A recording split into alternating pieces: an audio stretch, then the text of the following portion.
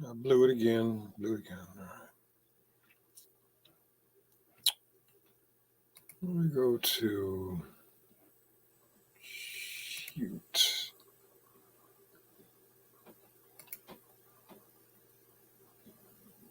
Oh, you know what? It's May 17th. We'll do this.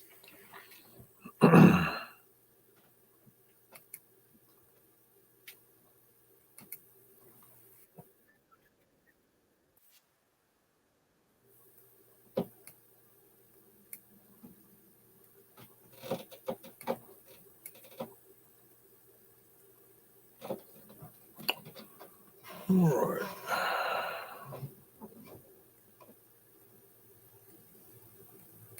We don't want to shuffle. We want to shuffle this off. All right. All right, let's do it this way.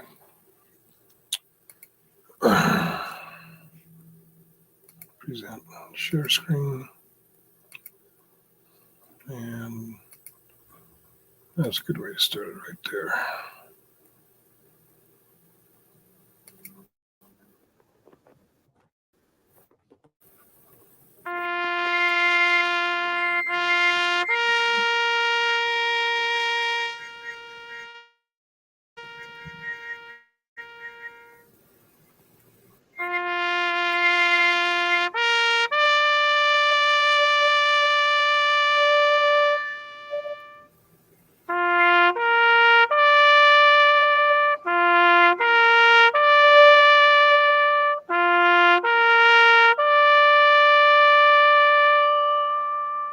Start again.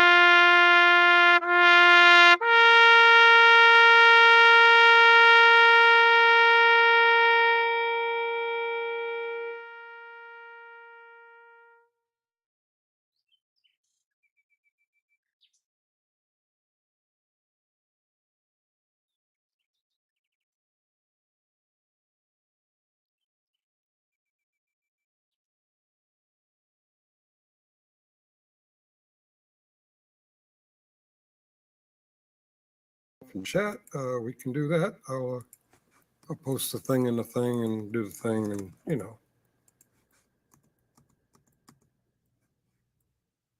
Finished. Good job. Yes. Good job. That's how we do it here at the jail. Happy day. Oh, hi there, Stone Vet. What's up? I was just going to set an overnight thing, but if you want to come up and chat.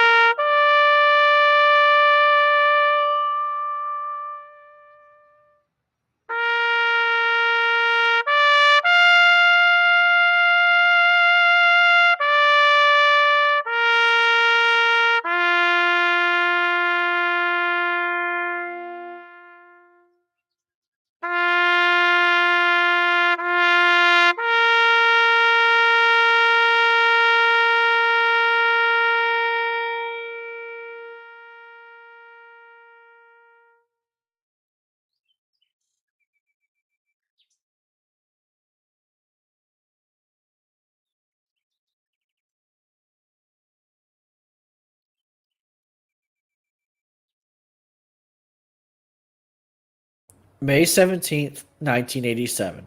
The USS Stark, an Oliver Hazard Perry class guided missile frigate, is transiting through the Persian Gulf, providing escort to oil tankers going through the region. This escort has been deemed necessary due to the ongoing Iran-Iraq war that had been raging for 7 years. Both sides of the conflict have begun to target tankers in order to choke the other economically. On this day, the Stark will get caught in the crossfire.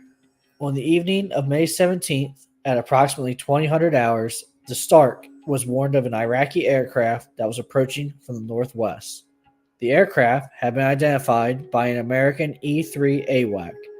The aircraft was officially identified as a Mirage F-1, though there is some belief that the aircraft was actually a Falcon 50 civilian airliner that had been converted for military use. Regardless, the Iraqi jet was 200 nautical miles away. The appearance of an Iraqi jet was not an uncommon occurrence. Iraq sent numerous aircraft down the Persian Gulf to attack Iranian tankers. The Iraqis were known to blind fire at vessels without confirming their target, and their primary weapon was the Exocet missile. These anti-ship missiles are French-built and have a range of 38 nautical miles when launched from the air. The missiles are known to be effective. Argentina has successfully used them to sink the HMS Sheffield and the Atlantic Conveyor during the Falklands War 5 years earlier. The Iraqi aircraft flying ever closer to the Stark today is armed with 2 of these potent missiles. At 20:55, nearly an hour after first being identified, the Iraqi aircraft is now only 70 nautical miles away. A few minutes later, at 21:02, the Stark detects that the Mirage has painted them with its radar and locked on for a few seconds. The Stark's on-duty watch officer declines to warn the aircraft that they are an American ship. At 21:05, the Mirage turns toward the Stark.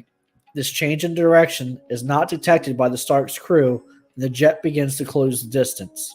At 21:07, the Mirage fires its first Exocet from 22.5 nautical miles away. A lookout on deck spots the missile fire and relays the information. The Mirage change in direction is now noted and a warning is sent, although it is too late. Captain Brindle is called for as well, but can't be found. At 21:08, the second Exocet is launched from 13 nautical miles away.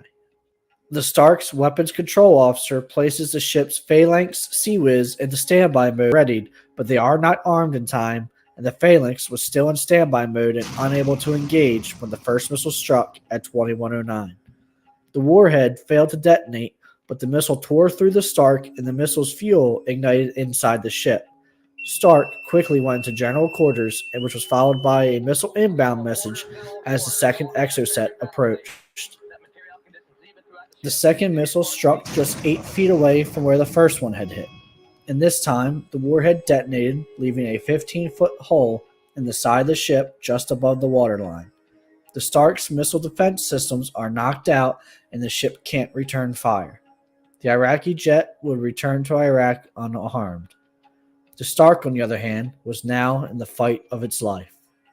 The missile strikes had killed or incapacitated over a quarter of the Stark's crew, and the fires ignited by the first missile are now burning at over 3,500 degrees Fahrenheit.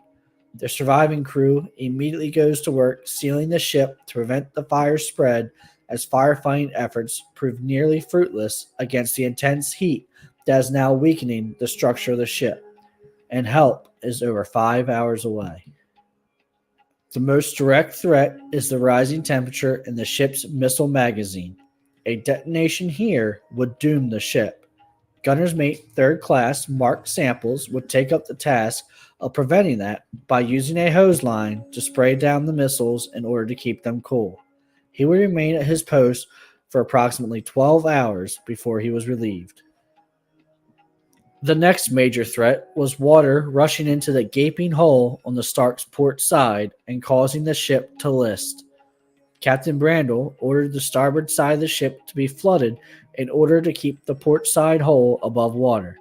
This successfully kept the Stark from taking on any more water. After hours of fending for itself, the Stark would finally receive assistance for its exhausted crew when the destroyers USS Waddell, and USS Cunningham arrived along with several tugs from Bahrain. Later that following morning, the fires were under control and the Stark was towed to Bahrain for repairs. The attack had killed 37 sailors and left 21 injured. The Stark would have emergency repairs done in Bahrain before sailing home to the United States in early August.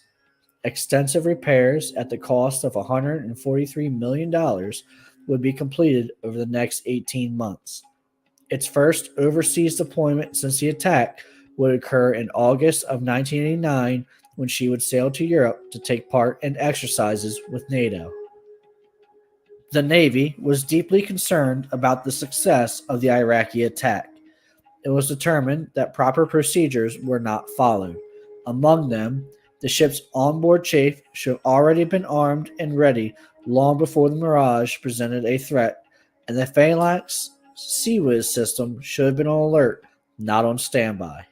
This led to a letter of reprimand to Captain Glenn Brindle, the loss of his command, and a demotion to commander. Iraq also issued a formal apology for the incident and took full responsibility for their pilot's actions.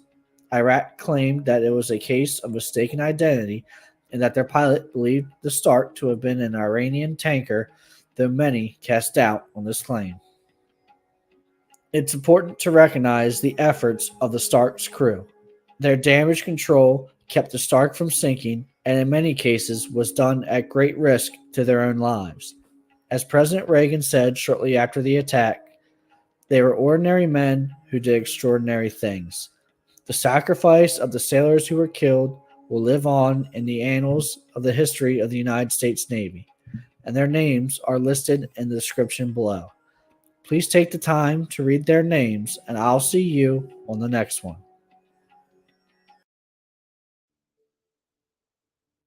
The year was 1987, and the turbulent waters of the Persian Gulf served as a backdrop to one of the most harrowing naval incidents in modern history. The USS Stark, a stalwart symbol of American military presence in the region, embarked on a routine patrol mission. Yet, what was meant to be an uneventful voyage soon turned into a nightmarish struggle for survival. This is the story of the USS Stark incident, a tale of heroism, tragedy, and the indomitable human spirit. The Iran-Iraq War, spanning from 1980 to 1988, stands as a poignant chapter in the turbulent history of the Middle East. It was a protracted and brutal conflict that pitted two neighboring nations, Iran and Iraq, against each other. The roots of this war can be traced to long-standing territorial disputes, political tensions, and a quest for regional dominance. The war was not confined solely to the Iran-Iraq border but extended to encompass naval operations, a phase aptly termed the tanker war.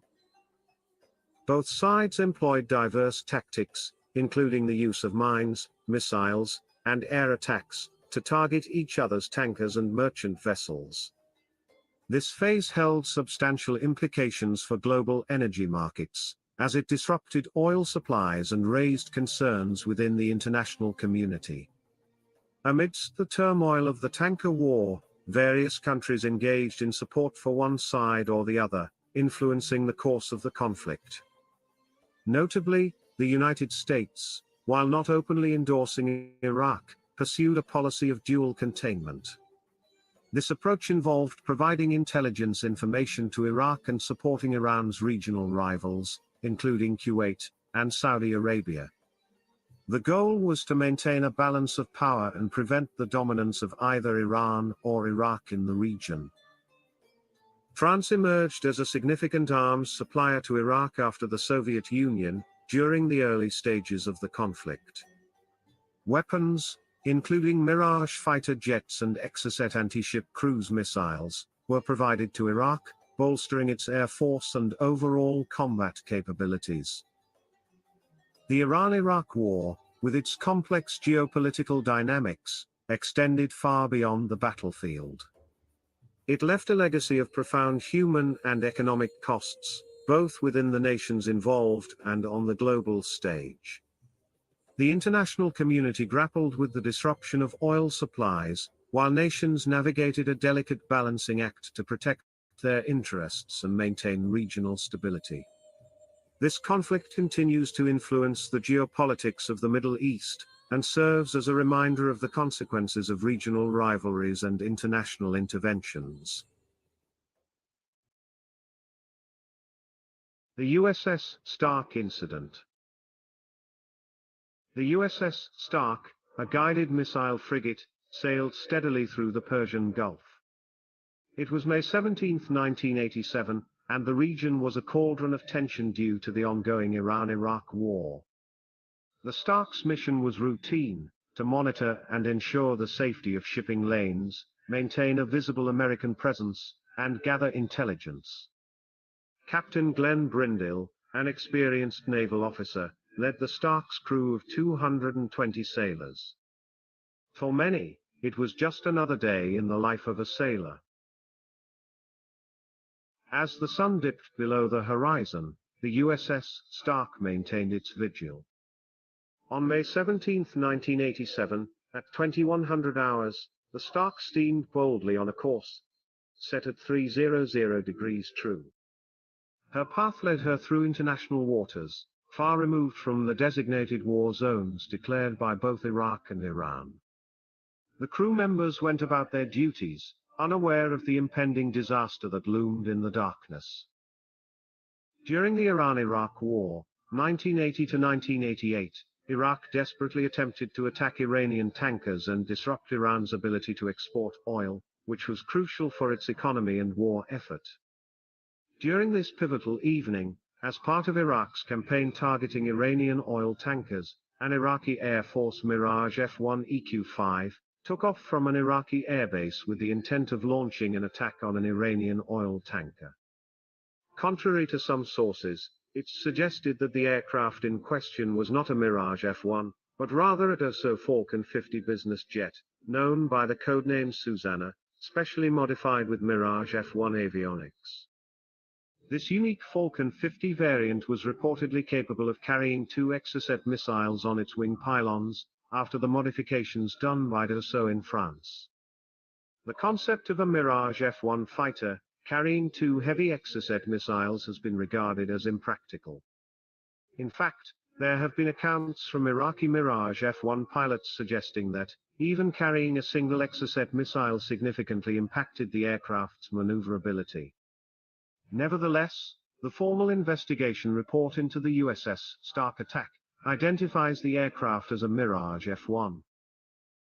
Even within the report, the concept of a Mirage F-1 carrying 2 Exocets is acknowledged as a technically complex matter, prompting the involvement of experts from the Naval Systems Command.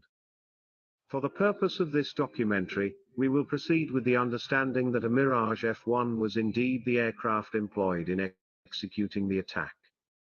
At approximately 2000 hours, an E-3A Sentry AWACS picked this Iraqi aircraft on radar. As part of Iraq's campaign targeting Iranian oil tankers, an Iraqi Air Force Mirage F-1 EQ-5 took off from an Iraqi airbase with the intent of launching an attack on an Iranian oil tanker. At about 2000 hours, an E-3A Sentry AWACS aircraft picked this Iraqi aircraft on radar, which was flying southeastward from Iraq, over the waters heading towards the central Persian Gulf. The AWACS maintained real-time communication with the USS Stark, continuously relaying the Iraqi aircraft's position through the NTDS Link 11. These data links allow AWACS to transmit radar information, track data, and other relevant tactical information to command centers, fighter aircraft, and naval vessels. The AWACS assigned NTDS track number 2202 to the track associated with the Iraqi aircraft. Around 2010 hours, the USS Stark initiated contact with the AWACS, seeking identification of track number 2202. In a swift response, the AWACS confirmed the track number 2202 as an Iraqi military aircraft. Under the directive of Commander Middle East Force, CMEF, the guided missile destroyer, USS Quds, received the mission to relay the position of the Iraqi aircraft. Commencing at about 2012 hours, shortly after the AWACS began reporting the aircraft's position via data link, Quds began periodically reporting the Iraqi aircraft's position to CMEF. Quds was in Port Manama, Bahrain, and all her radars were secured. All position information reported to CMEF by Quds was based on data link from the AWACS, not on information derived from her own radars. Quds routinely reported that track number 2202 was an Iraqi aircraft. The radio transmissions from the Quds were monitored in the Stark's Combat Information Center. Upon receiving this position information, the Stark's commanding officer issued instructions to the tactical action officer, emphasizing the need for heightened vigilance over track 2202, considering the recent trend of Iraqi sorties extending further south of the Persian Gulf. At approximately 2024 hours, the USS Stark initiated a full power run, steering a course of 300 degrees true. At about 2058 hours, AWACS detected the Iraqi aircraft turning east. At approximately 2101 hours, the USS Stark's long-range air search radar, ANSBS-49, detected the Iraqi aircraft. At around 2102 hours, the electronic warfare technician on duty aboard the Stark detected radar emissions from a Cyrano 4 radar system. Cyrano 4 is the air intercept radar carried in Mirage F-1 fighter aircraft. By approximately 2104 hours, the Iraqi Mirage F-1 was identified, at a bearing of 269 degrees, positioned at a range of 27 nautical miles, and closing. 1 minute later, the Iraqi Mirage F-1 fighter executed a maneuver, turning towards the Stark, without detection from anyone in the Combat Information Center. At this point, the aircraft was steadily closing in, maintaining a constant bearing, with decreasing range. During the Iran-Iraq War, there were instances where Iraqi pilots were allegedly ordered not to return to base, without firing their missiles at Iranian targets, including tankers and other naval vessels. It's important to note that the Iran-Iraq War was a protracted and brutal conflict, and both sides used various strategies and tactics to achieve their goals. These strategies sometimes included orders to carry out attacks on enemy targets at all costs. However, the specific details and orders given to individual pilots can vary, and not all pilots may have received such directives. Whether ordered to or not, around 2107 hours, the Iraqi pilot locked onto what he mistakenly identified as an Iranian tanker, employing the Cyrano 4 onboard fire control radar. From a distance of 22.5 nautical miles, he launched the first Exocet missile, followed by the second Exocet missile just 1 minute later, this time from a distance of 15.5 nautical miles. Following the launch of both missiles, the Iraqi pilot executed a left bank, and veered away from the USS Stark, his intended target, which he had mistaken for an Iranian tanker. Both missiles were now hurtling toward the Stark, at a speed of 550 miles per hour. As the USS Stark's forward lookout scanned the distant horizon, a sudden intense flash pierced the darkness at about 2107 hours, about 15 degrees off Port Bow. Initially, they attributed it as a surface contact and dismissed it as such. Little did they know, this was the moment when the Iraqi fighter initiated the launch of its first Exocet missile, a moment that would change the course of events dramatically. The USS Stark's tactical action officer issued following radio transmission at about 2108 hours to the incoming unidentified aircraft over the military air distress frequency. Unknown aircraft. This is U.S. Navy warship on your 078 for 12 miles. Request you identify yourself, over. But the Stark received no response.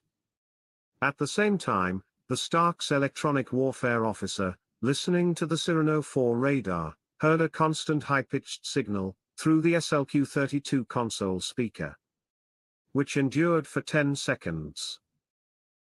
This marked the initial radar lock-on of the first Exocet cruise missile onto the Stark. At the same time, as a precautionary measure, the USS Stark armed its SWOC chaff launchers, and positioned her Phalanx CWIS, close-in weapon system, commonly referred to as CWIS, in standby mode. However, it's important to note that, in standby mode, CWIS does not engage incoming threats automatically.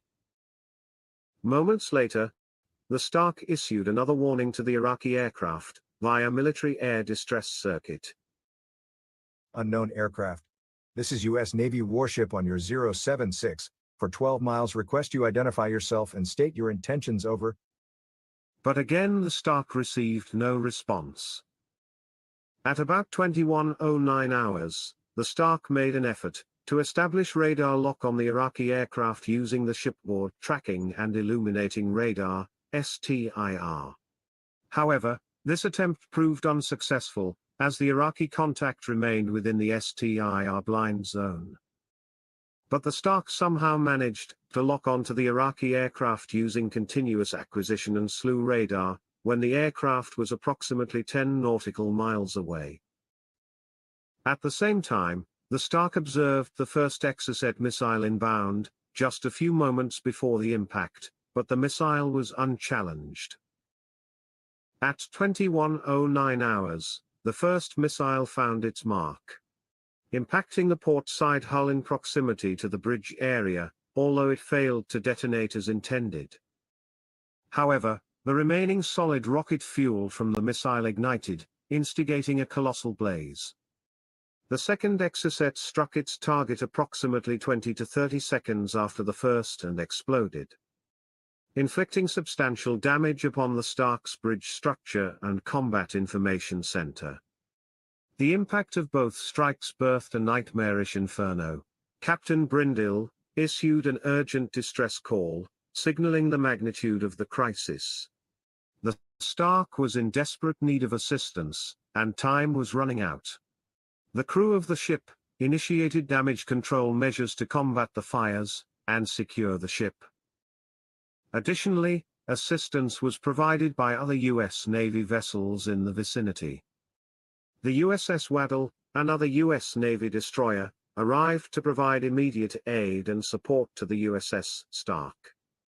The USS Waddell acted as on-scene commander and offered assistance in fighting the fires, providing medical support to the injured, and helping with the overall recovery efforts. The Stark's radio communications were lost. PRC radios from aircrew survival vests were used to establish communications with USS Waddell, the on-station AWACS and the AWACS controller on military air distress frequency.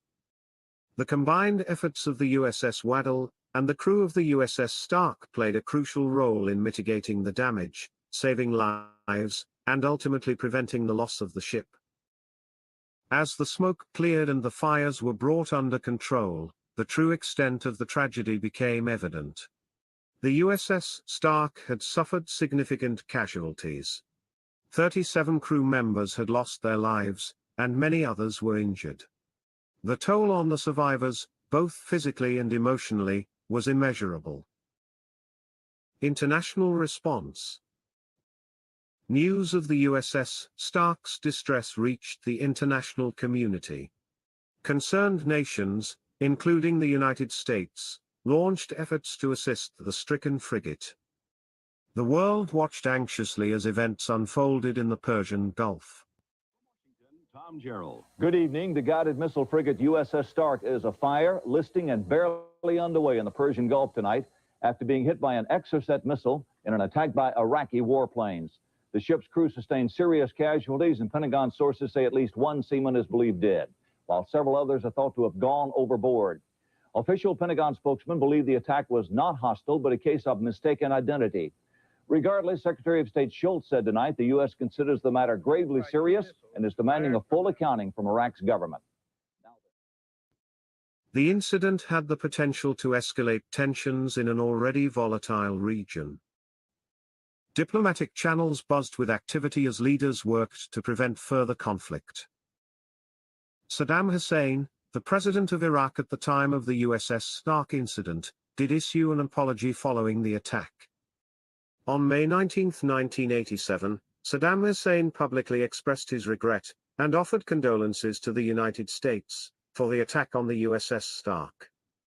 He described the incident as a mistake and claimed that the Iraqi pilot had mistakenly identified the USS Stark as an Iranian vessel.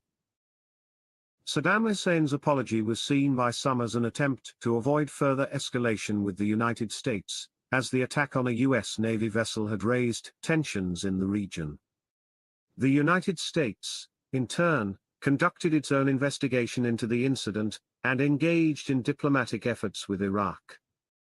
Saddam Hussein's regime agreed to pay financial compensation to the families of the victims as part of the efforts to resolve the incident diplomatically. The compensation was intended to provide some form of redress for the loss of life and injuries caused by the attack. The United States and Iraq engaged in negotiations, and eventually, Iraq agreed to pay compensation to the United States. The exact amount of compensation and the details of the settlement are not publicly available, but it was part of the diplomatic resolution of the incident. This compensation was provided to the families of the 37 American sailors who lost their lives in the attack, and to those who were injured. Ultimately, the incident did not lead to a full-scale conflict between the United States and Iraq, but it did have significant diplomatic and political repercussions. It highlighted the dangers of the Iran-Iraq war and the potential for misunderstandings and miscalculations in a volatile region.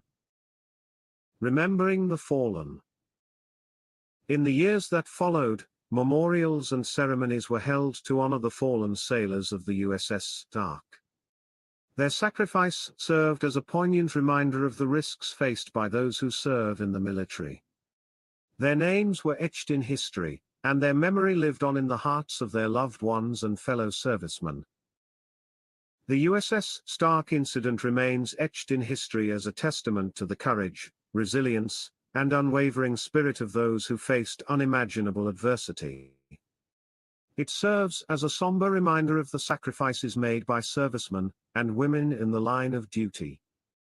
While the incident was a tragic chapter in the annals of naval history, it also led to important changes in naval procedures and protocols. The lessons learned from the USS Stark incident continue to inform the training and preparedness of military personnel around the world. As we reflect on this dark chapter, we must also remember the light that emerged from the depths of tragedy, the bravery of the crew, the resilience of the human spirit, and the enduring legacy of those who perished aboard the USS Stark. Their sacrifice will never be forgotten. If you find content like this engaging, consider subscribing and enabling the notification bell to stay updated with our latest releases. We welcome your comments in the comments section, and if you come across any inaccuracies in this video series, feel free to correct them with verified information. Please show your support by hitting the like button. Thank you.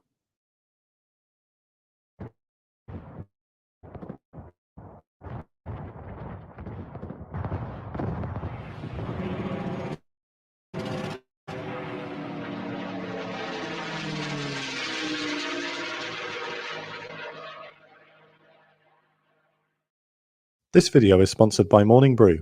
If, like me, you wake up and don't have time to browse countless news websites and social media to keep up to date with all of the various news cycles, Morning Brew is the newsletter for you. Morning Brew is a free daily newsletter delivered to your inbox Monday to Sunday. These informative newsletters are much more snappy, witty, and relevant to you than traditional news media, and you can be up to date with the latest business, finance, and tech news in just 5 minutes. I enjoy the interesting articles like this piece about the mechanics of seizing super yachts that I just wouldn't find anywhere else. Morning Brew is free and takes 15 seconds to subscribe, so there's no reason not to give it a try. Subscribe for the latest daily news on business, finance, and technology by clicking the link in the description below. It's 8 p.m. in the evening of May 17, 1987. The USS Stark, an Oliver Hazard Perry-class guided missile frigate, is on a routine patrol through international waters in the Persian Gulf. Captain Glenn Brindle is preoccupied with preparing his vessel to be handed over to a new commanding officer in 6 days, when the Stark receives a message from a US Air Force E-3 AWACS. The AWACS has picked up an Iraqi aircraft on radar, approaching Stark's location from the northwest. Captain Brindle and his officers aren't worried. The AWACS has classified the contact as a friendly strike aircraft, and Brindle goes back to work preparing his ship. However, the Stark's Command Information Center continues to track the contact as it draws closer. The situation in the Persian Gulf is far more dangerous than Brindle's relaxed attitude would suggest. Saddam Hussein's Iraqi government has been engaged in a brutal war with neighboring Iran for the last 7 years. This conflict has now spilled over to the Persian Gulf, where both sides intensify what is known as the Tanker War. Beginning in 1984, commerce shipping passing through the Straits of Hormuz has been increasingly targeted by both combatants as they attempt to strangle each other economically. To keep the situation from spiraling out of control, the United States has deployed naval assets to the region to escort commercial vessels to their destinations. Although the US government is officially neutral in the war, the US has been covertly aiding the Iraqis. President Ronald Reagan's administration is alarmed by Iranian territorial expansion, and tensions are still high after the 1979 revolution, which toppled the US-backed Shah. The Iraqi aircraft on radar is on a rare nighttime mission, but is following a common route towards Iranian shipping lanes. American naval officers have nicknamed this part of the Gulf Mirage Alley, and keep their ships out of the Iraqi-mandated exclusion zone.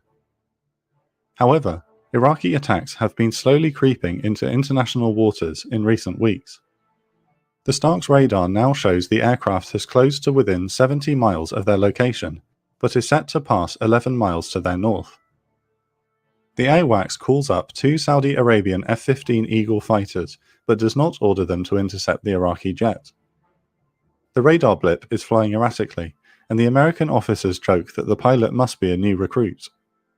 While the US Navy reports after the incident would identify the aircraft as a Mirage, it is most likely the secret Iraqi development of the Dassault Falcon 50 civilian private jet to carry Exocet missiles, codenamed Susanna. Likely desperate to get rid of his heavy load of missiles, knowing that pilots are being punished for returning to base with their Exocets, the Iraqi pilot searches for a nearby potential target. When the Falcon is 43 miles away, the Stark's tactical action officer, Lieutenant Basil Moncrief, considers transmitting a standard warning on the military air distress frequency, but decides against it. For the next few minutes, nobody on the Stark seems to notice the Iraqi aircraft is now flying directly at the guided missile frigate. At 9:07 p.m., the Falcon's pilot launches one of his Exocets at a range of 22 miles. The missile drops free before igniting and streaking towards the Stark at 550 miles per hour. A minute later, he launches the second Exocet from 15 miles away. A forward lookout spots a bright flash on the horizon, but assumes that it is light reflecting off the surface of the water. At the same time, Lieutenant Moncrief finally orders the standard warning broadcast to the Falcon. The message goes out: "Unknown aircraft, this is a US Navy warship. Request you identify yourself, over." There is no response. A minute later, the electronic warfare technician briefly hears a steady, high-pitched signal coming through his headphones for 10 seconds before the signal disappears. It is in fact the first missile locking onto its target. Because radar has failed to detect the Exocet, the men aboard the Stark still have no idea the danger they are in, although as a precaution, Lieutenant Moncrief sends a crewman to arm the chaff launchers, while he moves to activate the Phalanx close-in weapon system. The Exocets are now skimming the top of the Persian Gulf just 10 feet above the water.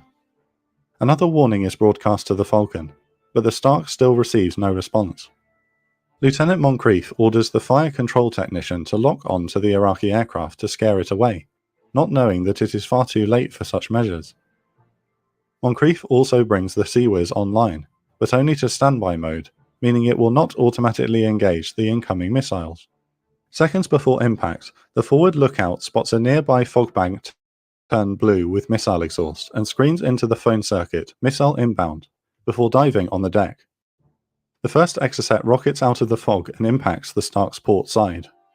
The missile easily punches through the frigate's unarmored hull, with pieces slicing all the way out of the starboard side. Amazingly, the warhead fails to detonate and comes to a rest in a passageway. Unfortunately, the missile's motor still has plenty of fuel, which causes a massive fire inside the berthing compartment. Many crewmen are killed. After the initial shock, Captain Brindle sounds general quarters, only for the second missile to strike 30 seconds after the first.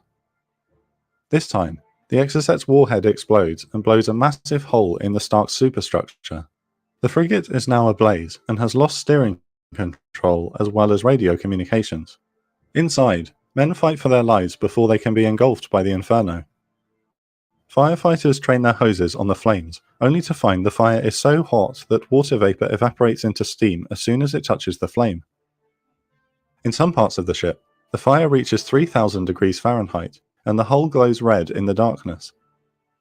Crewmen Timothy Porter and Timothy Gable are forced to jump overboard while the still-moving Stark steams away from them. In the combat systems berthing, electronics technician Wayne Weaver pulls a dozen men to safety before succumbing to smoke inhalation. He will be posthumously awarded the Navy and Marine Medal for heroism.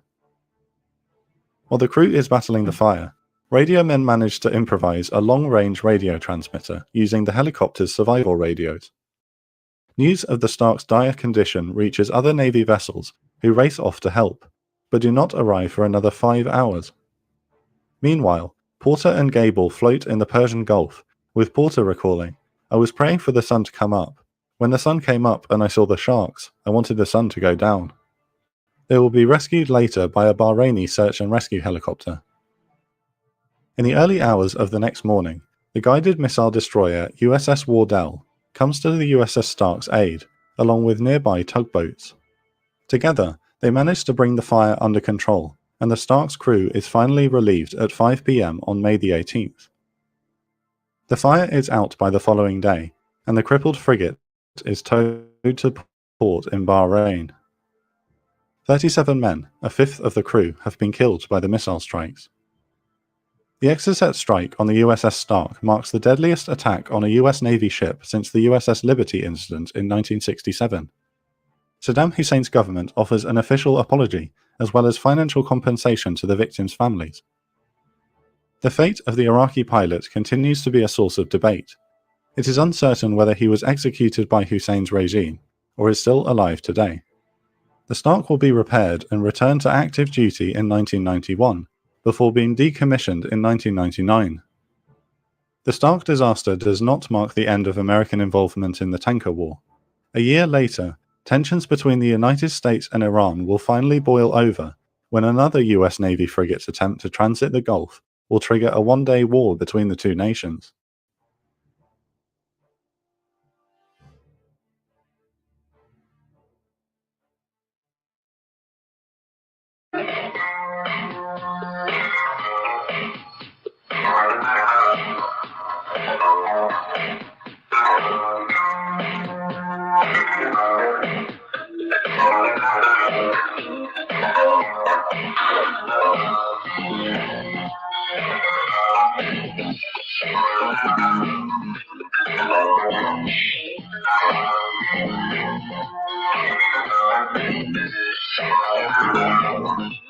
Seven minutes after the hour of 8 o'clock, a very good Monday evening to you, May the 18th, 1987.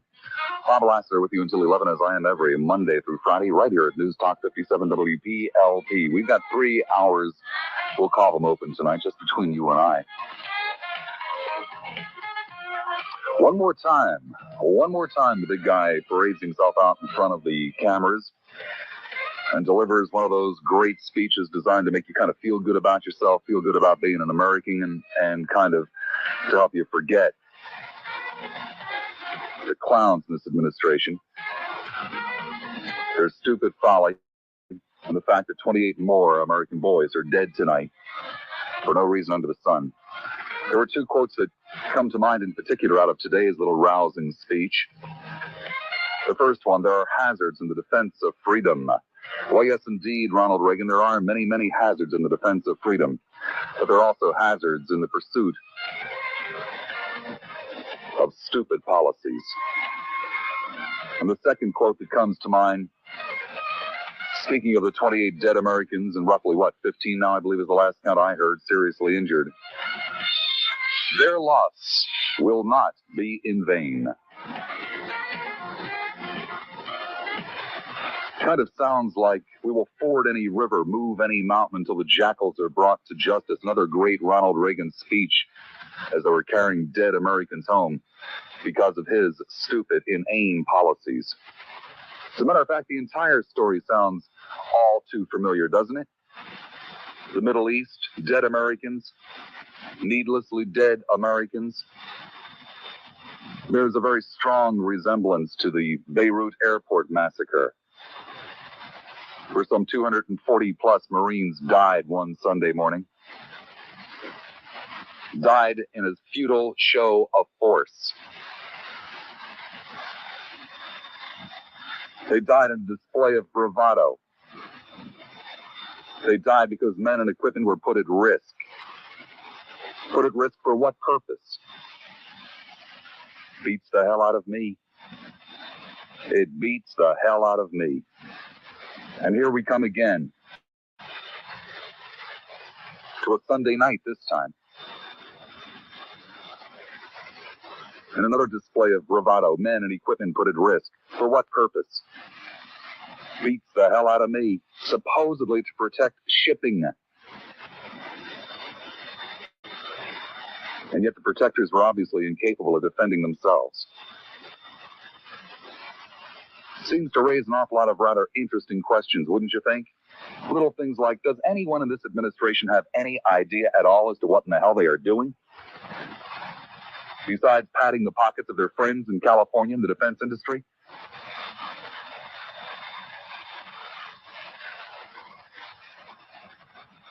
Oh, another question that might come to mind. If a third world country using off-the-rack 1960s weapons can knock out a state-of-the-art United States warship, what do you think a real enemy could do? Or another question that kind of comes to mind. What in the hell are we supposedly getting for our $300 billion a year in defense spending, besides large profits for the administration's friends in the arms industry? Or still another question that comes to mind. If we are neutral in the Iran-Iraqi war, why are we involved in both sides? Why do we sell arms to one nation, give sensitive intelligence information to another, and then support its closest ally? Is it possible, could it possibly be that Iraq perpetrated this terrible accident because they're just a little bit peeved over the Iran arms sales? Could Iraq possibly have perpetrated this terrible accident because they're a little bit peeved over the false intelligence that we fed them? Or still other questions that come to my mind. When in the hell are the Western nations going to catch on to the stupidity of selling sophisticated arms to third world nations that continually come back to haunt us? When? When are we going to mind our own business? When are we going to learn the difference between national security and inconvenience? There is a hell of a difference. How many more boys must die before we realize that the days of gunboat diplomacy are long gone? And one last question that comes to mind. How tall are you standing tonight? How much respect around the world has this latest fiasco earned Uncle Sam? Oh, you can bellow all you want to bellow. You can damn this one and you can damn that one. And you can curse me too if you'd like. But it won't do you a damn bit of good. Because your beloved leaders in Washington and his ship of fools have put together a policy that is so foolish as to be laughable. If there weren't 28 boxes on their way home tonight filled with American boys. So you can pound the table. You can dust off your medals. You can say, well, if only I was 20 again, or any other kind of asinine thing that you would like to say. But there will be no retaliation, because that would give Iran an advantage in the war. This administration, that they don't want either side to win. Period. It is their stated policy. And the loss of so much as one Iraqi plane could tip the scales. There will be no retaliation.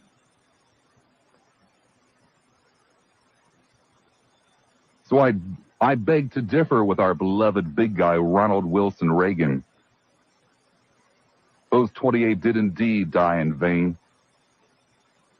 And we're now down one warship as well. Or to put it another way, our defenses are weaker today than they were yesterday, for no reason under the sun.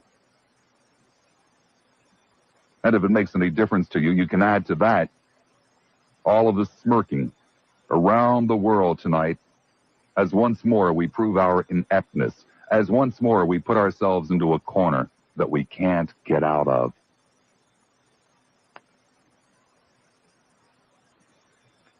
The truth of the matter is, boys and girls, the Iraqis could have taken out a half a dozen ships last night, and there's nothing we could do about it. The Iranians could do the same tonight with the exact same immunity. So what in the hell are we doing there? It's kind of hard to stand proud and tall when you put yourself over a barrel, isn't it? How much more of this are you going to put up with? How much more? I know it's a little bit off the topic, but just to give you an idea as to how swift this administration is. Last week, right before the Iran-Contra hearings adjourned for the week, the witness, and I know this went completely over your head, so that's why I'm explaining it to you. The witness was being led through his story. And he came to one point and he said, well, there were 3 or 4 people in the car. And the prosecutor stopped him and said, was one of them a woman? And the witness answered, yes. And the prosecutor said, what was her name? He didn't ask about the other people in the car, just this one woman, because he was trying to get this one woman's name on the record, because she will obviously have some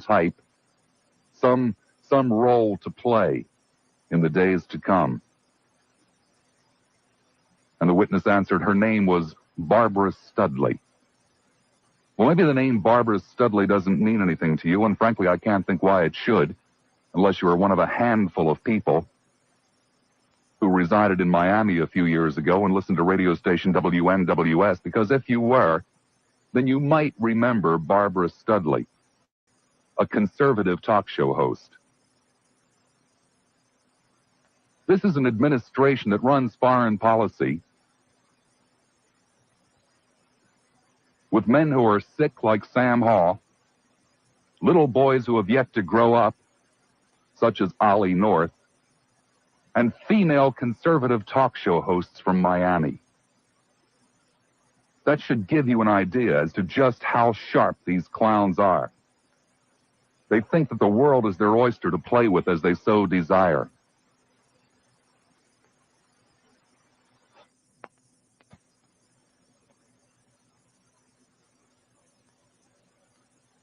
And you have known all along what this administration's convoluted foreign policy is in the Middle East. You've known it all along. There is no escaping it. You cannot deny it. You can pretend to have forgotten, but it has been driven home time and time and time and time again. But I guess maybe you've been too busy wondering who Gary Hart was sleeping with to say anything in complaint.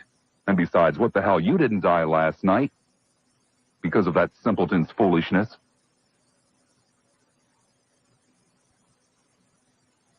The first rule of diplomacy is never make a threat that you are not prepared to carry out.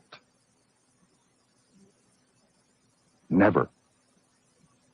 And when you send in the fleet with no intention of using it, you violate that rule. And when you violate that rule, you destroy any credibility that you may have had left. Well, obviously, this administration has virtually no credibility left in foreign policy, but just in case they did, here's still another attempt to destroy it.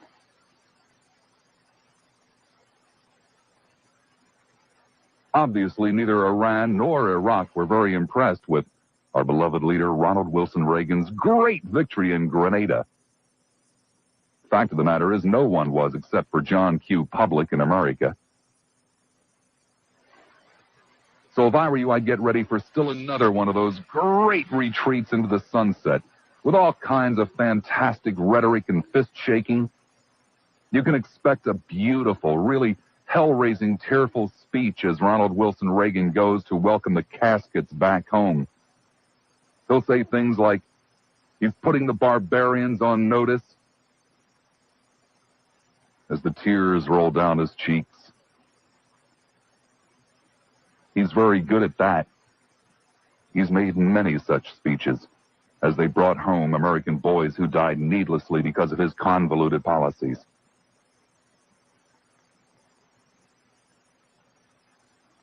Who would have thought 2 days ago that the administration will welcome the resumption of the Contragate hearings tomorrow to take some of the heat off of this one? But damn it, the truth of the matter is that you deserve it. Because you love it when we meddle in other nations' affairs. For some strange reason, it kind of makes you feel macho. It somehow makes you feel important. That you can sit home in Tampa Bay and your government can tell some poor slob living on the other side of the world in conditions that you can't begin to conceive of how in the hell he's going to live.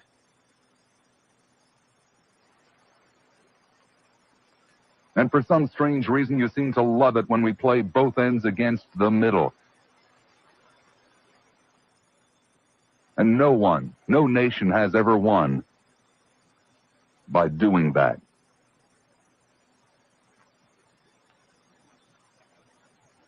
You never seem to notice. You just never, ever seem to notice that the only people who are running around warning us of the dangers of our national security, running around here, there, and everywhere, screaming about, oh, it's our national security's at stake. Oh, my God, we do this or the world comes to an end.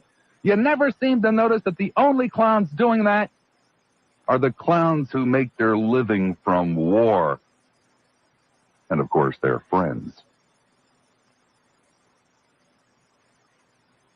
Why didn't you ever notice that? It's only arms merchants and defense contractors and generals. These are the only people that see a threat to national security. And, of course, their friends. The week before last, a man who makes his living as an arms merchant lectured the United States Congress for going through a democratic process. Last week, a punk kid sat there and lectured the United States Congress for going through a democratic process, while at the same time the two gentlemen were desperately trying to justify their own actions in an attempt to bring democracy to Nicaragua. Why can't you see these things for yourself? The one man was a slightly overstuffed retired admiral. Or excuse me, general. Now turned arms merchant.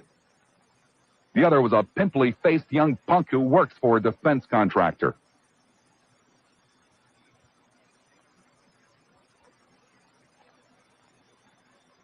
And already I've heard the great armchair admirals on talk radio today taking time out from their busy schedules of beer drinking and bowling to condemn the ship's officers never mindful of the stupidity that put the ships and their officers in that region, in a tiny little cluttered piece of water, in a war zone.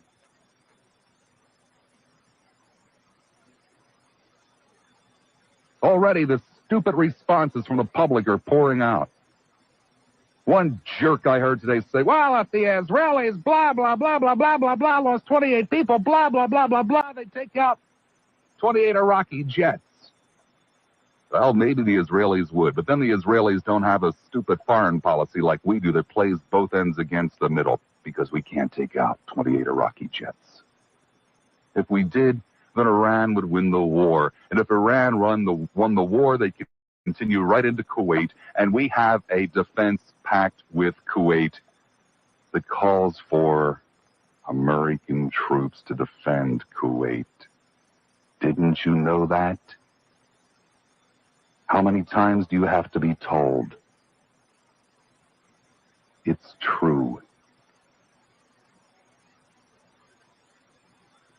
That, my dear friends, is why you won't get your retribution. And if you have any boys of draft age, you should pray that you don't get your retribution. Oh, but that wasn't the only stupid response from the public today. There's the usual, the Russians, blah, blah, blah, blah, blah, blah, blah. If they did that to the Russians, blah, blah, blah, blah, blah, blah, blah. They'd start the Third World War, blah, blah, blah, blah, blah. If the jerk had bothered to read his morning newspaper, he would have seen that the Russians have already gotten it twice this week. I know, details. And then, of course, there are all the great, well, you know, I was once in the Navy back in Art 3. Yeah, I used to sit in the crow's nest. And I'm telling you how it works. They should have all been on general quarters. Yeah, in hindsight, great. Try this hindsight on for size. They shouldn't have been there in the first place because they couldn't do the job. It's an impossible job. It can't be done. Period. And then, of course, the most brilliant, stupid call from the public I heard today. Why, the whole problem is Congress. It's Congress. Let the military do its job. No, sir, the problem is not Congress. Not in this case, anyway. In this case, the problem is Ronald Wilson Reagan, because he gave the military a job it can't do. It has nothing to do with tying hands behind the back. What it has to do with is sending ships and men into a very small, cluttered piece of water that is filled with radar blips, both on the sea and in the air. Very, very heavy sea lane traffic. Very, very heavy air traffic in a relatively narrow body of water. Virtually any airplane flying north or south, east or west with an Exocet missile is in position to take out your ship. So again, Ronald Reagan can come on the television and bellow about his increased level of readiness and his threats to take out planes that look like they're hostile. And it doesn't mean anything. It doesn't mean anything at all. The rules, boys and girls, have changed. The future has passed us by.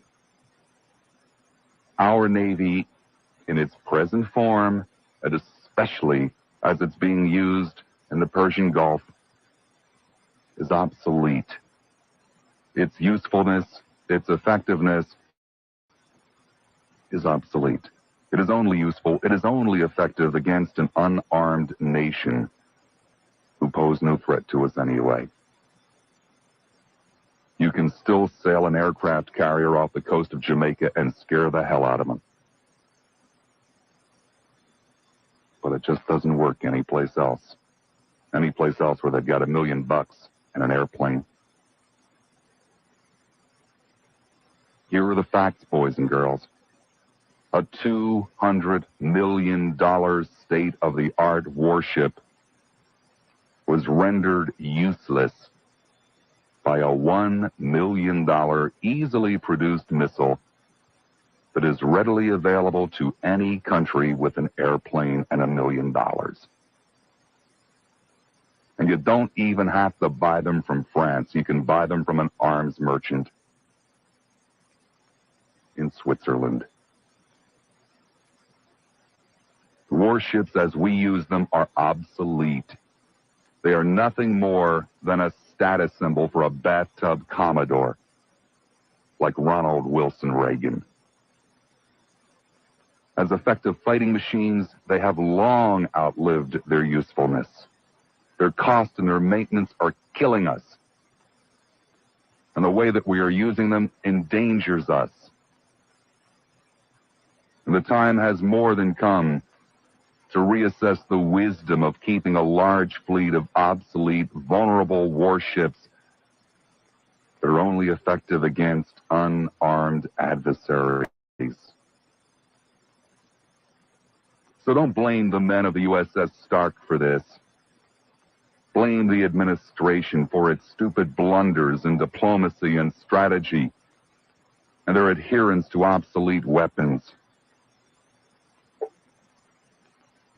To continue to fund the construction and the maintenance of the U.S. Navy as we know it today is just a waste of money. It's a risk of life and gives you a false sense of security that does not exist. And to continue this obsession with trying to run the world is only going to lead to more humiliation at best. Tomorrow night, it might be a Soviet plane that's flying 40 miles away.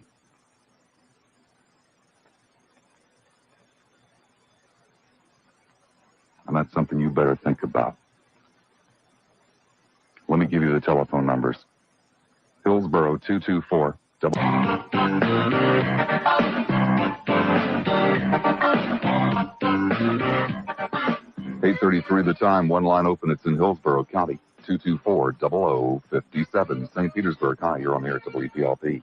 Yeah, I'd like to disagree with you on 2 points, Bob. The first point is that the Soviets have made a commitment that they've chartered 3 tankers to Kuwait that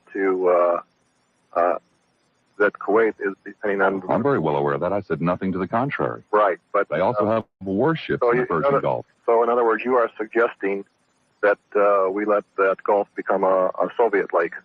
No, sir, it's not what I'm suggesting at all. What I'm suggesting is that neither the Soviets nor us can do a damn thing about it, because the Soviets aren't about to intervene in that war either. But they haven't chickened out yet.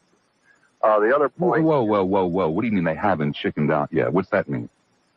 Exactly what I said. Now, let me make the other point. No, not until I know what the hell you said. What do you mean they haven't chickened out yet? They are remaining there. Now, let me make the other point, please. Go ahead. I think you're going off half-cocked here as far as whether or not we have the technology to defend against the missiles or not.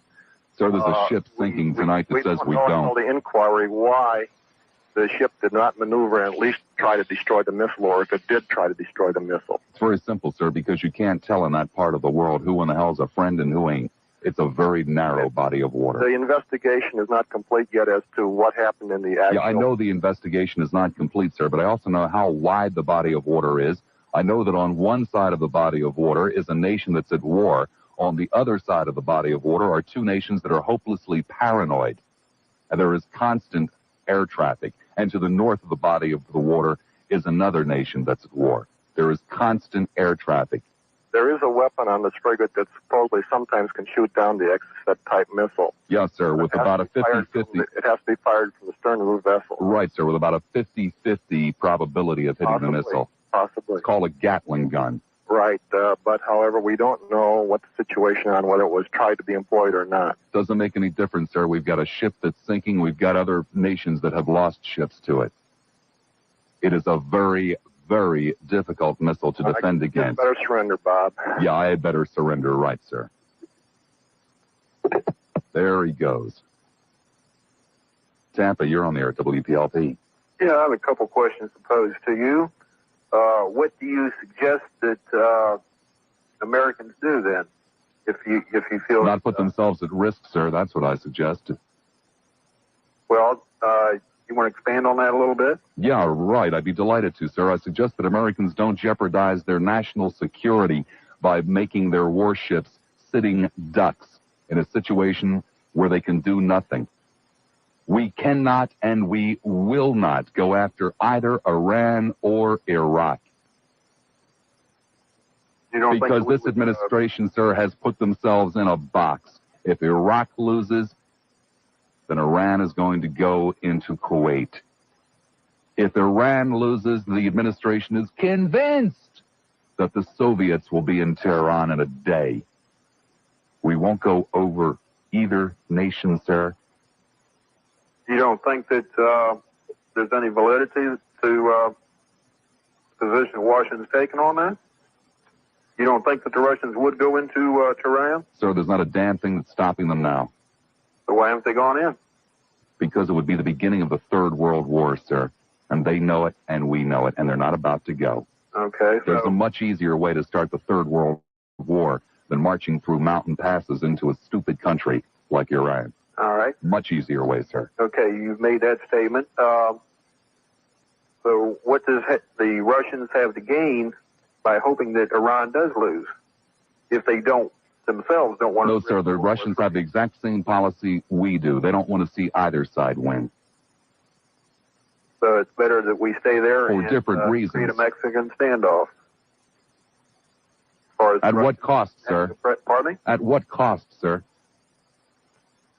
Minimal. Oh, that's real easy for you to say. You weren't one of the 28 people that died last night. Well, that's true. Yeah, you're just a You. punk sitting home in your chair saying minimal. Well, you're the man with all the answers. How come you're not running for president? None of your damned business. That's because you can't do it. Really? Yeah. If you could do it, and you have so many answers, you would run. Is that the best you can do, huh? Is that the best you can do, little boy? Can you do any better? I just Batman? did for 25 minutes. Pardon me? I just did for 25 You minutes. spat it off for 25 minutes. Right, and you have now not spouted off for 2.5 because you don't know what you're talking about. I know as You much as don't you know do. what the policies are. You don't know what the ramifications are. You just don't like what I'm saying. But you're not even intelligent enough to know why you don't like it. Are you a PhD, sir? No, sir. Okay. And how do you know that I'm not intelligent? I've just spent 3 minutes of my time talking with you. You spent 3 minutes of your time running your mouth about things that I don't feel that you know any more about than I do. I don't feel that you are privy to intelligence information any more than I am.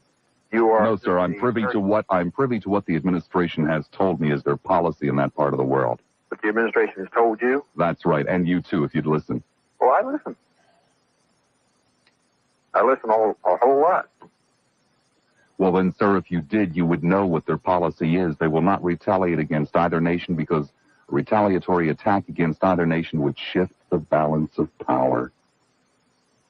The Iraqis, the Iranians can sit there and pick off our warships one after another and say, oops, an accident. Oh, my goodness, we thought it was a tugboat. And You there's don't think nothing we that would we can or will do. You don't think we would retaliate? I'm telling you flat out, sir, no. Okay. I think you're wrong. Well, you can think I'm wrong all night and all day, sir. But it happens to be true. Well, if something does happen out there, another incident, I will be back in touch with you, and we'll find out who's right. Oh, I look forward to that with breathless anticipation. Good. Is that it? Yeah. Great. Sarasota, you're on the air at WPLP. Hello, Bob. How are you? Fine, thank I you. enjoyed that input this evening. I think you were doing a real service to us all. I mean, I think anyone that won't even pretend they've been half informed whenever we start building up this Navy from, what was it, the 400-ship Navy to the 600-ship Navy, and taking all the World War II battleships and throwing them into the line and looking for some confrontation. And then the best technology we have, some way this is the administration that's going to give us Star Wars. I mean, we should all be shuddering with our teeth when we start exercising this primitive gunboat diplomacy. I've often wondered, the widows, the mothers, the ones that went through the agony of the Vietnam War, if it had a little more, you might say, the spooky geopolitics of the Gulf of Tonkin, or some of the people that 50,000 people that were lost there in the Korea that had known a little bit more about the soybean trading that all the Formosans were dealing in very heavily. Still a heavily censored part of our history. But see, Irving Stone on the Korean thing wrote a beautiful dialogue of what even the U.S. Senate censored all the hearings dealing with that. The emphasis was that we were doing something in the Korean Peninsula we weren't telling the American people. And I think that in the Persian Gulf, we're doing the same thing. The theory is that we're backed up against the board. We don't have any policy that makes even any sense probably to the Washington, you might say, bureaucrats, think tanks, only bringing in cheap fuel to where we can stoke the fires of the Americans with their holiday cars. I mean, when's this stuff all going to be unwound? And when are people, whether it's in the Gulf of Mexico or whether it's in the Gulf of the Persian Gulf there, Bob, when are people going to have some accountability? I'm talking about lifestyles. Are you there, Bob? Yeah, I'm here. Well, what I would like to bring a little closer to home, we don't know much about what's happening in the Persian Gulf, but you hit something very close to home whenever you started talking about the talk show host in Miami. This woman was not anyone that I'm familiar with, but we should be a lot closer to what we're doing in our own Gulf, in our own backyard. And there was a beautiful, there was a point-blank disclosure of what has happened in Miami. I spent some time there in the 50s down the Coconut. No, I don't want to get involved in anything about what's going on in Miami. That was just a little aside to make a point. No, it was. I was hitting on the fascist hammer that has taken over the Miami scene. Sir, I know all about it, and that's not the topic of conversation tonight. Tampa, you're on the air at WPLP. Hey, Bob, I can't believe Reagan keeps doing this to the American fighting man. It's a disgrace that American lives are continually being wasted for this fool. Wasted for this crazy fool, Ronald Wilson Reagan. Yeah, their loss will not be in vain, he said tonight. Won't it, Ronnie? It's it. You know, and the American public is so blind and so ignorant with this Top Gun mentality that swept over the youth of our country.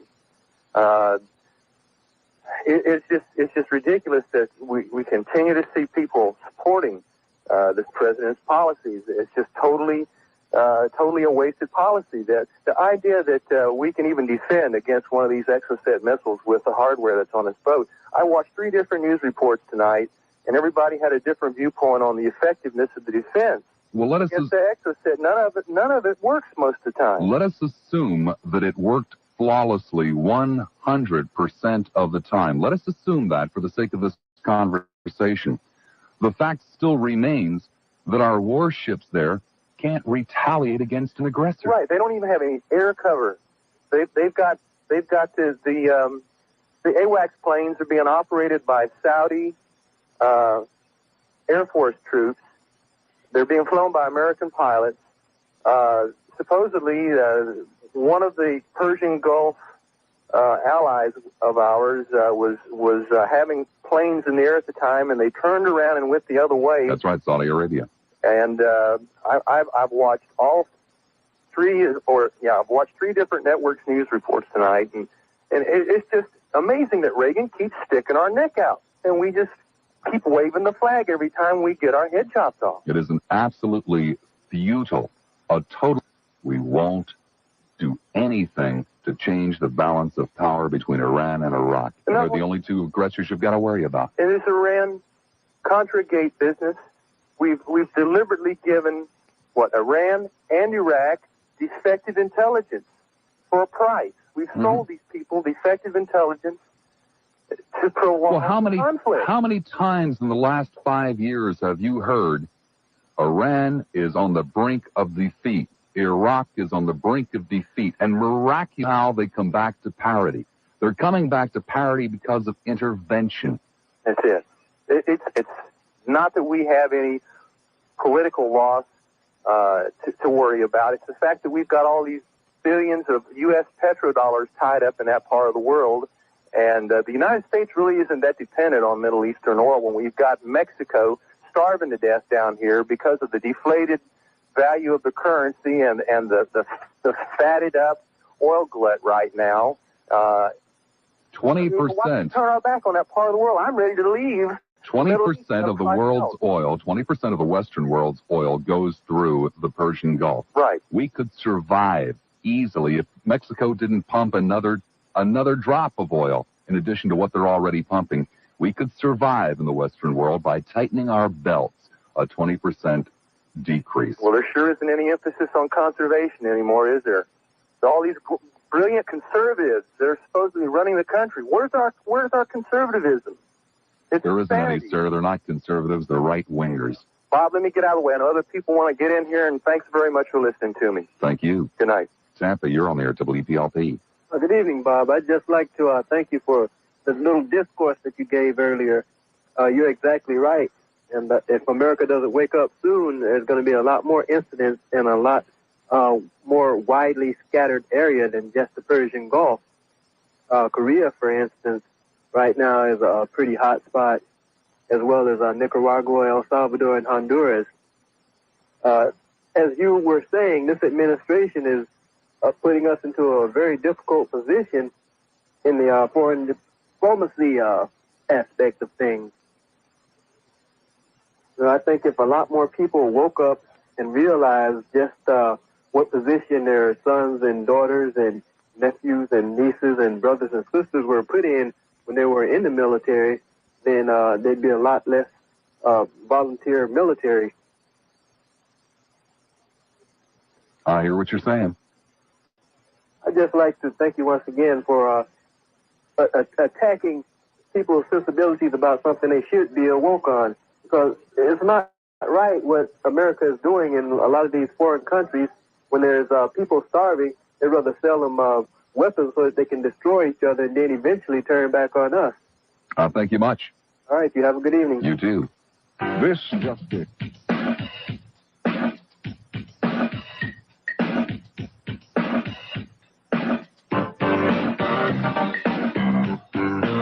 $8:51 the time, Treasure Island. Hi, you're on the air at WPLP. Hello.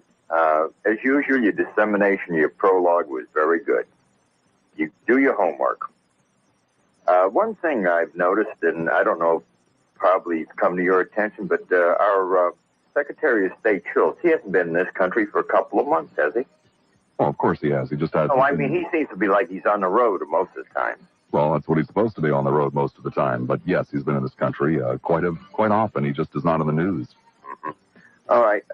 What I saw was Novak and Braden, and they had Khashoggi on, the Iranian ambassador. Mm-hmm. And he pinned him down, and he came up with 2 or 3 different ways. And the ambassador, the Iranian ambassador, looked. And he had a beard, so you don't know if he was smirking or laughing or what. But he as much as said, well, you put them out there, we're going to take them out. We're going to sink ships. They don't care whose they are. I know, it's been their policy all along. No, and they're going to do it. I suspect they will. And they will do it with immunity from this country. You know, that region, I mean, that region alone, all regions have had their wars for years and years. And these roots go so deep that they can't just come up with one little solution. The only advantage Iran has in the war with Iraq is its superior manpower. There is no way in hell that we're going to go in and bomb large military bases. The air problem with Iran and Iraq is so tenuous that there's no way in hell that we're going to take out any of Iran's airplanes. And the oil situation is such that we're not going to take out any of their oil terminals. What are we going to do, bomb desert? Well, that's been noted before. There isn't much there. And again, with Iraq, they have very little manpower. Their strength is in their air force. Indeed. So what are we going to do? Knock out Iraqi planes and change the balance of power so that the Iranians can just walk in and go right on through to Kuwait? No, there's nothing we're going to do. There's nothing we can do. Well, it's funny, though, that we got the wax up there. They see what airplanes are around. They can't do a damn thing about it, though, apparently. Well, no, the body of water is so small, the air traffic's so heavy that you can't tell for sure. If you'll remember back to the days of the Falkland War, these exocet missiles can be fired from a very long range. As soon as the plane locks on with its radar, it can fire the missile. It doesn't have to be 10 miles away. But wasn't it my understanding that a few of them missed somehow or other? They evaded them. Yes. And I don't know. I suppose it was. Do you recall how that was done? No, I think it was through radar or something. Or no, it was through helicopters. I see. Taking a helicopter and just riding it up and down in front of the ship, trying to draw off the missile, and then hoping against hope that the helicopter can get up just in the nick of time so that the missile will go in between it and the ship. Ain't that beautiful? Yeah. That's how the British were able to do it. Well, when they were able to do it. Evading it, but I wasn't sure that's the first time I heard that one. Well, but anyway, the Iranian ambassador, and I'm pretty sure he's speaking for Khomeini, and he didn't mean only the United States. He meant Russia. Let me come back to that point. Again, I'll say, even for the purposes of this conversation, if our defenses against the exocet were 100%, even if they were, there is nothing we can do except to be there. And every time another ship is attacked, be it a merchant ship, a tanker, whatever, every time another ship is attacked and nothing is done, every time another American warship is attacked, even if it successfully evades the attack, we just demonstrate over and over again our ineptness and our inability to respond. That's right, weakness. I definitely agree with you. But we've got to get some kind of a foreign policy, and be regular with it. I mean, we may be wrong at times with it, but let's make it, how should we say, consistent. Yeah, a few more great speeches and a little more consistency. Oh, yeah, well, these lives are not going to go in vain. We've heard all those speeches before. Okay, Bob, I'll let somebody else on tonight. Thank you much. One line open. It's in Pinellas, St. Pete. Hi, you're on the WPLP. Hi, Bob. Hi, Bob. Hi. Just a little summary of things that I was thinking about just on an angle on this. It seems really interesting to me, and I'm sure that we're aware that through our covert CIA operations, our military-industrial complex, the whole structure of things, that we have been supplying weapons to both sides. Oh, of course. They also are aware of that, and they don't see us as friends. They understand that we are prolonging war. But to carry on with my thought on this, it'd be very interesting to me that they better watch out in that Persian Gulf for Iran, because I can just see Khomeini and that operation hitting one of our ships again now and sending the very same kind of a letter as a sense of an apology. Yeah, oh, so sorry, accident. So really, and right now, what an interesting time. People always laugh at this Mullah Khomeini, and they laugh and joke about him, but he brought down one president. He's nearly brought down another president. The power that he holds in the Mideast and all of that is going on, and his fanaticism, he's an ideal character to start a third world war, because he's crazy enough, and he's smart and he's shrewd. They laugh and say how dumb he is. He isn't dumb. We're dumb. This is this big nation, and he's been clobbering us diplomatically and in foreign relations, and they even laughed at our whole scenario. He's not a fool. He also has an awful lot of people who would be delighted for a suicide mission against one of our ships. Oh, yes, he would. And then just to handle it in the same way, just to see how we handle it. Hey, they're estranged enough to do that. That's right. Anyway, Bob, take good care. I'll try. Okay. Be good. Dunedin, your turn at WPLP. Hey, Bob Lasseter, how you doing, baby? It's Old Man Jack, and I'm telling you, man, the subhuman pig is coming at you right now. North Tampa, you're on there at WPLP. Howdy. Hi. Bob, I want to thank you. Thanks for opening eyes, telling it like it is, and setting the record straight. Well, it's just awfully obvious. Everybody should be able to see it. Well, you know what? I was wondering how come the people can't seem to have any concern about the big budget movies and the big money ball players today, high entertainment, the way that it started accelerating and everything. And, you know, I know it was the late 70s, but, I mean, entertainment, you know. What does that have to do with what I'm talking about tonight? That money goes back to California, you know. And there's a lot, you know. That might not be a valid point in this, but I think it is. Because more people are distracted by the entertainment of today, you know, and not worried about what's going on in the world, you know. Their world is the ballpark or the, you know, arena and stuff like that, you know what I mean? And the more money that goes into that, too, you know. And there seems to be big money ball players out there and big money movie stars and all this stuff, you know. I mean, well, that money's got to be coming from somewhere. You know, $100 billion, isn't that being pumped mostly to California with defense contracts, you know, stuff? You think that winds up in the movie industry? Sure. You know, what's the biggest industry besides the movie industry in California, you know? Computer industry, sir. Computer, yeah. Well, thank you much for the input anyway. 2 lines open, 1 in each county. Hillsborough, 224-0057. Pinellas, 393-0057. CBS News coming your way at the top of the hour. All the latest national and international news, probably even a little bit of gossip and maybe even an amusing story at the end to make you smile. Don't go far. We still have 2 hours left.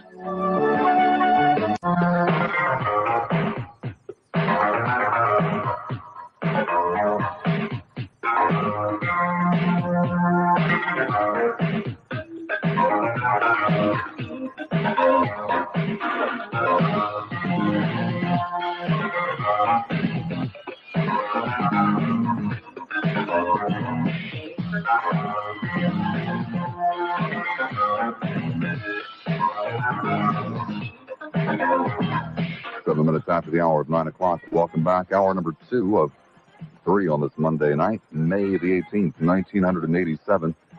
Same story as we went into the newscast. 2 lines open, 1 in each county. Hillsborough, 224-0057. Pinellas, 393-0057. Safety Harbor, thanks for holding. You're on the air at WPLP. Yeah, I've got a couple questions for you, Bob.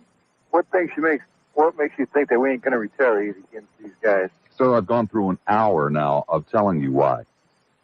Well, that's what everybody thought about Beirut whenever they said we weren't going to retaliate against them. And we didn't, sir. Yes, we did. We went in there and blew off half the country. Sir, you're crazy. We didn't. No, I'm not crazy. Yes, you are, sir. No, okay, now if you're talking about the New Jersey sitting 20 miles off the coast and blowing craters in the sides of mountains, not hitting anything. Is that why one of Gaddafi's kids were killed?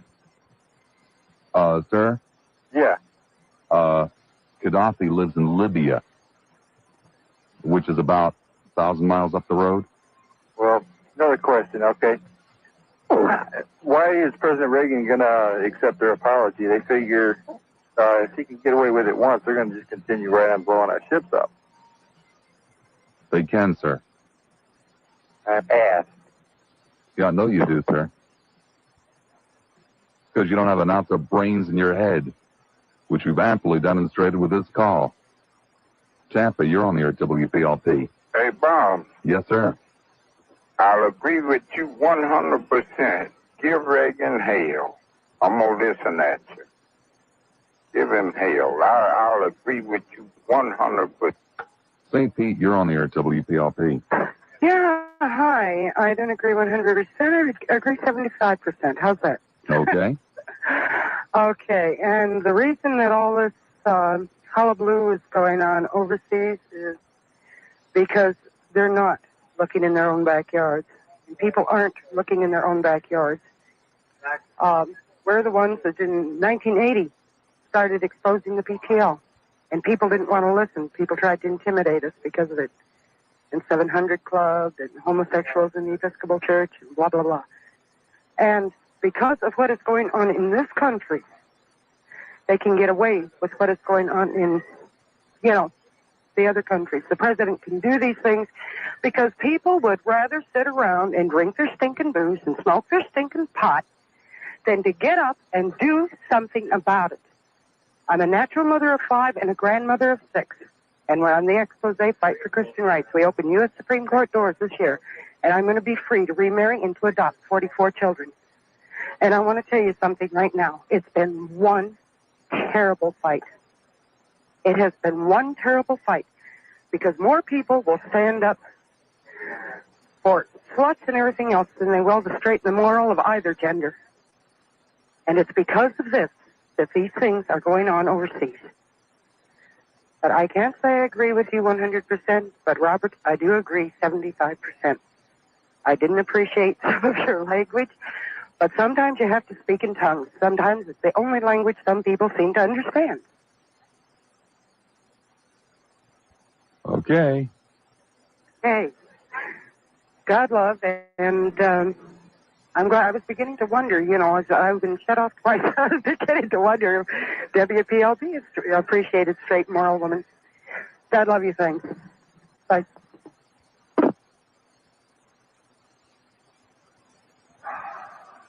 Hillsboro 224-0057, Pinellas 393-0057, Sarasota, you're on the air, WPLP. Now, Bob, how are you doing? Hello? Go ahead. Oh, I'm just trying to remember the last time we ever retaliated against anybody that's done anything similar to this. I'm just beginning to wonder if we've got anybody that's got any backbone in this country besides the people that... It's not a matter of backbone, sir. What's the matter of then? It's a matter of putting yourself in a box. They can't retaliate. It has nothing to do with backbone. They have convinced themselves that if one side wins, it will be an advantage for the Soviet Union, and that if the other side wins, it will be disaster in the Middle East. Yeah. Well, so that's why there will be no retaliation, sir. It has nothing whatsoever to do with spunk or backbone or courage. Yeah. Well, it seems to me like we could keep our ships. At least we know what the problem is over there and what a bad situation it is while we've got a ship floating around that close over there to begin with. Because there's somebody in the White House, sir, that thinks it makes him look big. A frigate, I don't see how that can make anybody look big. It's not exactly our destroyer-type ship. Wouldn't make any difference, sir, if it was a destroyer. Wouldn't make any difference if it was a fleet of aircraft carriers. They still can't retaliate. I was just listening to Weinberger and his statement about how he believed that it was nobody's at fault. It seems to me like they didn't take them very long to make a decision that it was an accident. It just seems to me like it's... They have no other choice, sir. Yeah. They have to consider it an accident. They have no other choice. Right. Because if indeed they came out and said, oh, this is a barbaric act on the part of Iraq, then the American people would demand blood. And there's no way in hell that this administration is going to cripple Iraq. Because if it does, then the Iranians win the war. And if the Iranians win the war, they've already said we're going next to Kuwait. And if they go to Kuwait, we have a defense pact with Kuwait. It would require literally American troops defending Kuwait against the Iranians. It's a damned if you do, damned if you don't situation. It's a no-win situation. Well, it makes you wonder what's going to happen if either one does win the war. What kind of a situation are we going to be in then? Well, I guess we'll find out. Somebody's going to win it sooner or later. Okay, Bob, thanks. Take care, because again, we have an administration with a publicly stated policy of, oh, we want a negotiated settlement. You have two lunatic fringes fighting a religious war, and this administration thinks they're going to sit down and negotiate? No. Well, of course, this is the administration that thinks that this ragtag bunch of jerks running around the mountains of Nicaragua are going to force the Sandinistas down to the negotiating table to give back what they fought hard and long to get. This administration has a very peculiar sense of humor. Well, I look down at my phones and I see that they're empty. I consider the last half dozen calls that I've had and the quality of about 4 of them. And I sit here and I wonder now, do you start talking about cherry pie and cookie recipes and say to hell with these people, or do you hold them to the line? I'm going to hold you to the line. This is what we're talking about tonight. This is what we're going to continue talking about tonight.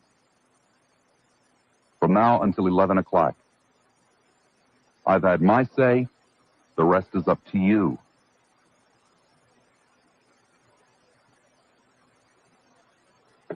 I'll just go through the paper while you're getting your thoughts together.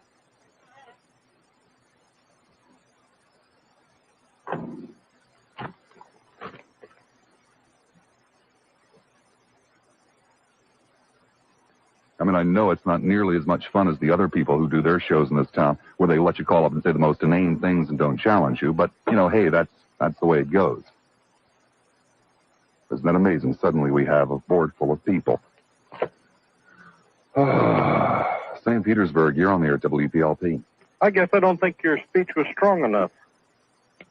There are a few things that evidently is not known by the public. One is armchair. Do you know about armchair? No, sir, I'm not familiar with the term. Okay, armchair is a system of communication between forward units and a situation room that's located in the United States.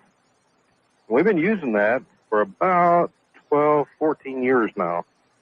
It's a way that the people in the United States can run a war and sit in the United States. Instant communication. It is my firm belief that ship was transmitting data to that situation room in the United States. There's no such thing as going to general quarters on that type of ship anyway. Sir, it is irrelevant whether they went to general quarters or they didn't go to general quarters. It is irrelevant whether they knew in Washington or they didn't know in Washington. Well, the only thing that matters, sir, is that they're on an impossible mission, that they're sitting ducks. Excuse me, but it's not irrelevant if what they knew in Washington. I think the ship was ordered not to fire back. Sir, you're absolutely correct. Bingo. After 1 hour and 16 minutes and 17 seconds, finally I've gotten through to somebody. That's the whole purpose, sir. They were under orders not to fire back. They will always be under orders not to fire back because we will not retaliate. If we retaliate, we change the balance of power, sir, and we're not going to do that. I think that the information was transmitted for a period of about 6 or 7 hours of tracking those airplanes, and Washington was... Went right over your head, didn't it, sir? Right over your head. It didn't go over my head. I understood every word you said. What you haven't heard is what I said. Sir, it doesn't make any difference. They will never be permitted to fire. The whole purpose of the fleet being there is a foolish show of bravado, jeopardizing lives and equipment. That's correct, and it's being done in a grandiose manner, okay? If you just listen for a few minutes, maybe somebody could help you. But if you're not interested in what... Tampa, you're on there at WPLP. Yeah, Bob, I was in L.A., and them Lakers are awesome. Tampa, you're on there at WPLP. Hello. Hello. Hello. Am I on there? Yep. Oh, how you doing? Yeah, I didn't know what to think about that. You know, when I was in the Middle East for a while when Jimmy Carter was president, they used to run us around pretty bad over there. Couldn't really... The Russians would actually cut you off in your course in the water, and you'd either have to turn or collide with them, and we always turned away. So it seems like it'd be the same thing today. Okay. Hey.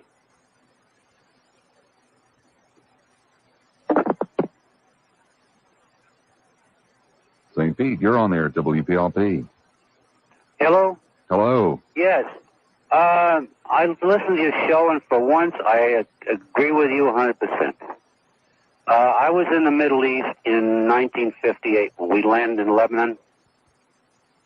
And at that time, a British officer with whom I was quite familiar, knew quite well, said to me, "You Americans are going to get yourself involved in here. You don't know the politics. You don't know the religions. You don't know a damn thing about it.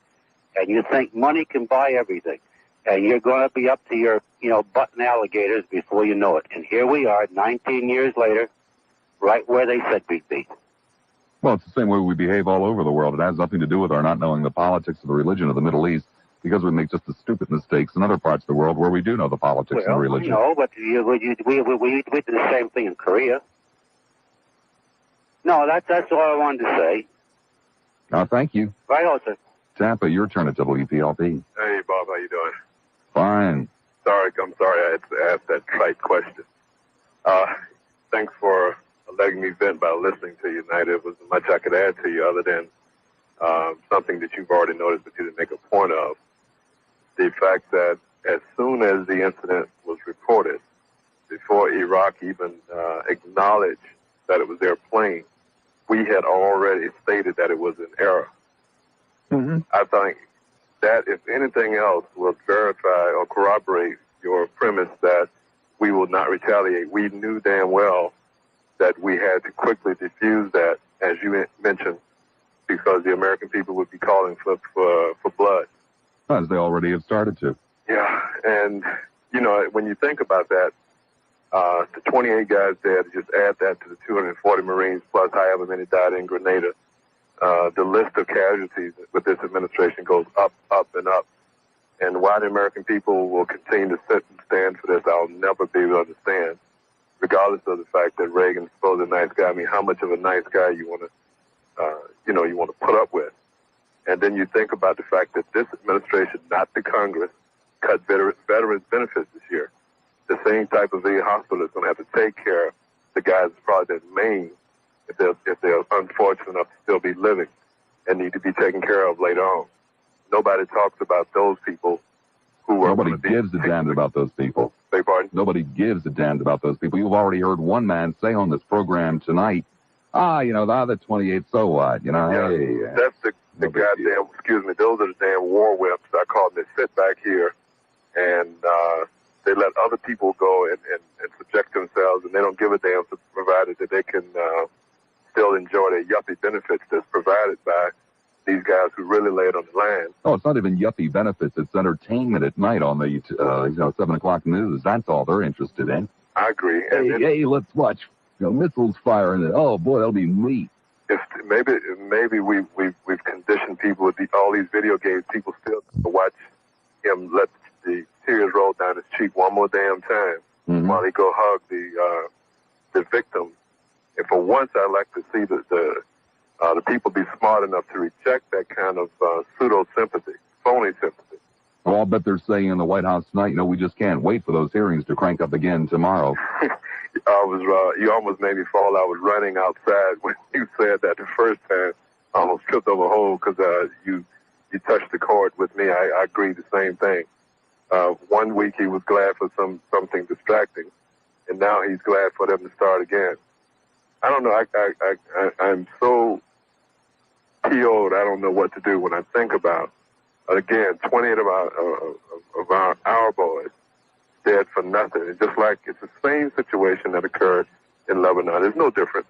You set people out there for no reason at all, and then when somebody finally take a shot at them, then we act like we're so damn sharp. I mean, what would a frigate being out there, as one guy tried to point out, what would a frigate being out there for no reason at all? I mean, if we're not there for a reason, then don't be there. That's right. That's right. And that type of ship is better suited for anti-submarine warfare. Exactly. Target practice. Yeah, well, that's too now. And I feel sorry for the captain who now is going to be sacrificed on the altar because he didn't fire back, and everybody knows damn well he couldn't fire back. That's right. If he could, he would have. You better believe it. So we didn't launch. How come we didn't launch planes from the carrier that was only in supersonic flight 3 minutes away? If we were really tracking it, I mean, it took those jets almost an hour to get back home.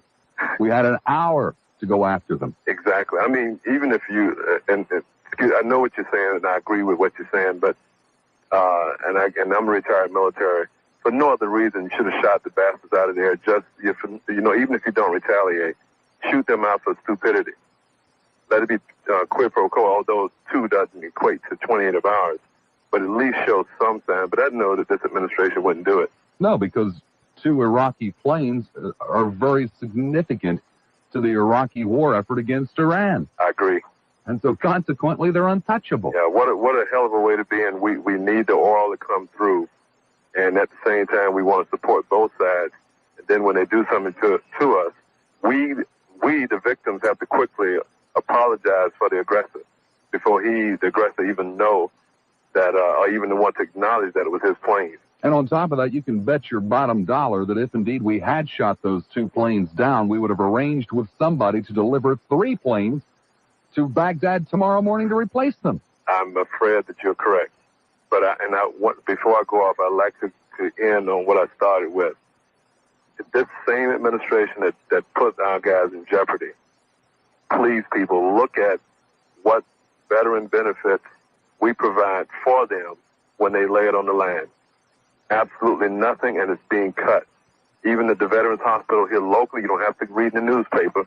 Go go out to the Veterans Hospital here and see what a hassle we put these guys through to get some kind of, some service. It's a shame. We allow ourselves to get fooled by this ignoramus.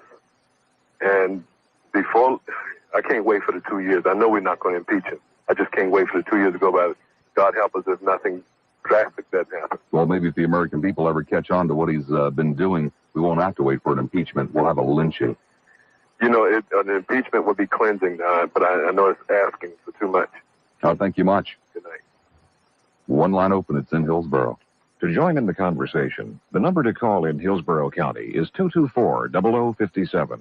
In Pinellas County, 393-0057. And anywhere else in Florida, 1-800-334-0057. First on your dial, WPLP. I'm on a plane to New York, got a reservation.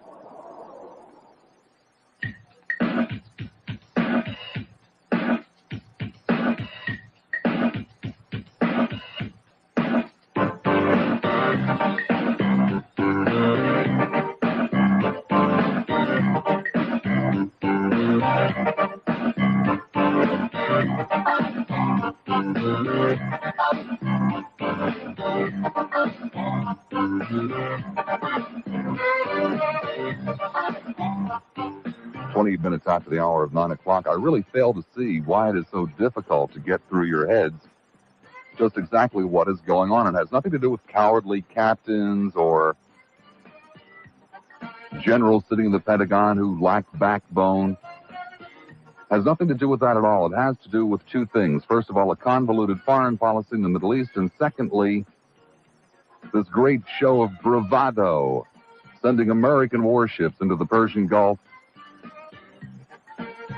They can't do anything but be there.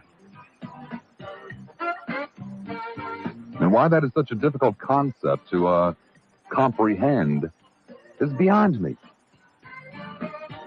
And why you're not absolutely enraged that we would send those warships filled with your sons and brothers and next-door neighbors and cousins and maybe husbands and fathers on an impossible mission to do nothing more than display the flag. And then to have it demonstrated, as we've already had it demonstrated last night and today, that they are cannon fodder. And that we cannot and we will not intervene in any shape, manner, or form.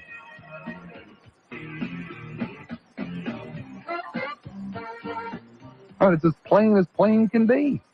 I don't understand. Clearwater, you're on the air to WPLP. Hey, Bob. Yes? How about a woman's opinion? Okay? Fine with me. Okay. Here's what I think. I think considering the fact that AWAC had clocked that Iraqi plane from the time it started off the ground, started on the runway, and when it let that Exocet missile go, it kept notifying the ship just where it was. I think the whole thing was planned as an effort to get us in deeper over there. Ma'am, everything I've said has gone over your head. There will be no retaliation. No, under any circumstances or conditions, and if we lost another ship tonight, this time due to the Iranians, it would still be the same situation. I bet we put more ships over there. I bet we do. We're going to get in it deeper. Went over your head again, ma'am. No, we're not going to get into it deeper. Why? Because we don't want either side to win. We want the war to continue as a stalemate. We don't want either side to win. Well, everybody has their own opinion. Okay. Man, it's not an opinion. It is the stated policy of this administration. They have already admitted they don't want either side to win. Well, what's the use of it then? What is the use of it? Yeah. Well, I'm glad that someone finally asked, because, again, we have a very convoluted, three-pronged answer to that. Okay, let's hear it. First of all, if the Iraqis win, then the administration is troubled that there would be Soviet influence in Iran. If the Iranians win, they will continue their fundamentalist revolution into Kuwait. And if either side wins, the Israelis are scared you-know-what-less that they will, either side, no matter who it is, wins, will cause further turmoil in the Middle East that will be a problem to the Israelis. That's why we don't want either side to win. We don't want it. We don't even want the war to end. All right, now just a minute. You said if Iran wins, we're afraid that they will get into Kuwait. Now, they're right across the bay, as you might call it, from Kuwait. If they can't take it in Iraq, how are they going to take it in Kuwait?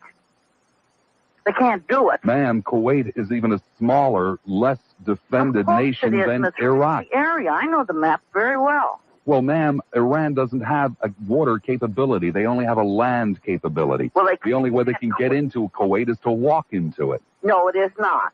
Yes, it is, ma'am. They have no navy to speak of. Kuwait doesn't. No, it doesn't. Nor does Iran, ma'am. Iran can't walk into Kuwait. They could if they had Iraq. Sure they could, but they haven't got Iraq. Oh, Jesus. Goodbye, Bob.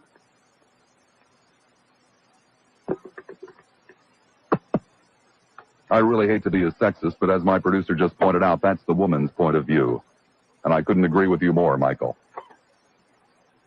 One line open. It's in Pinellas, 393-0057.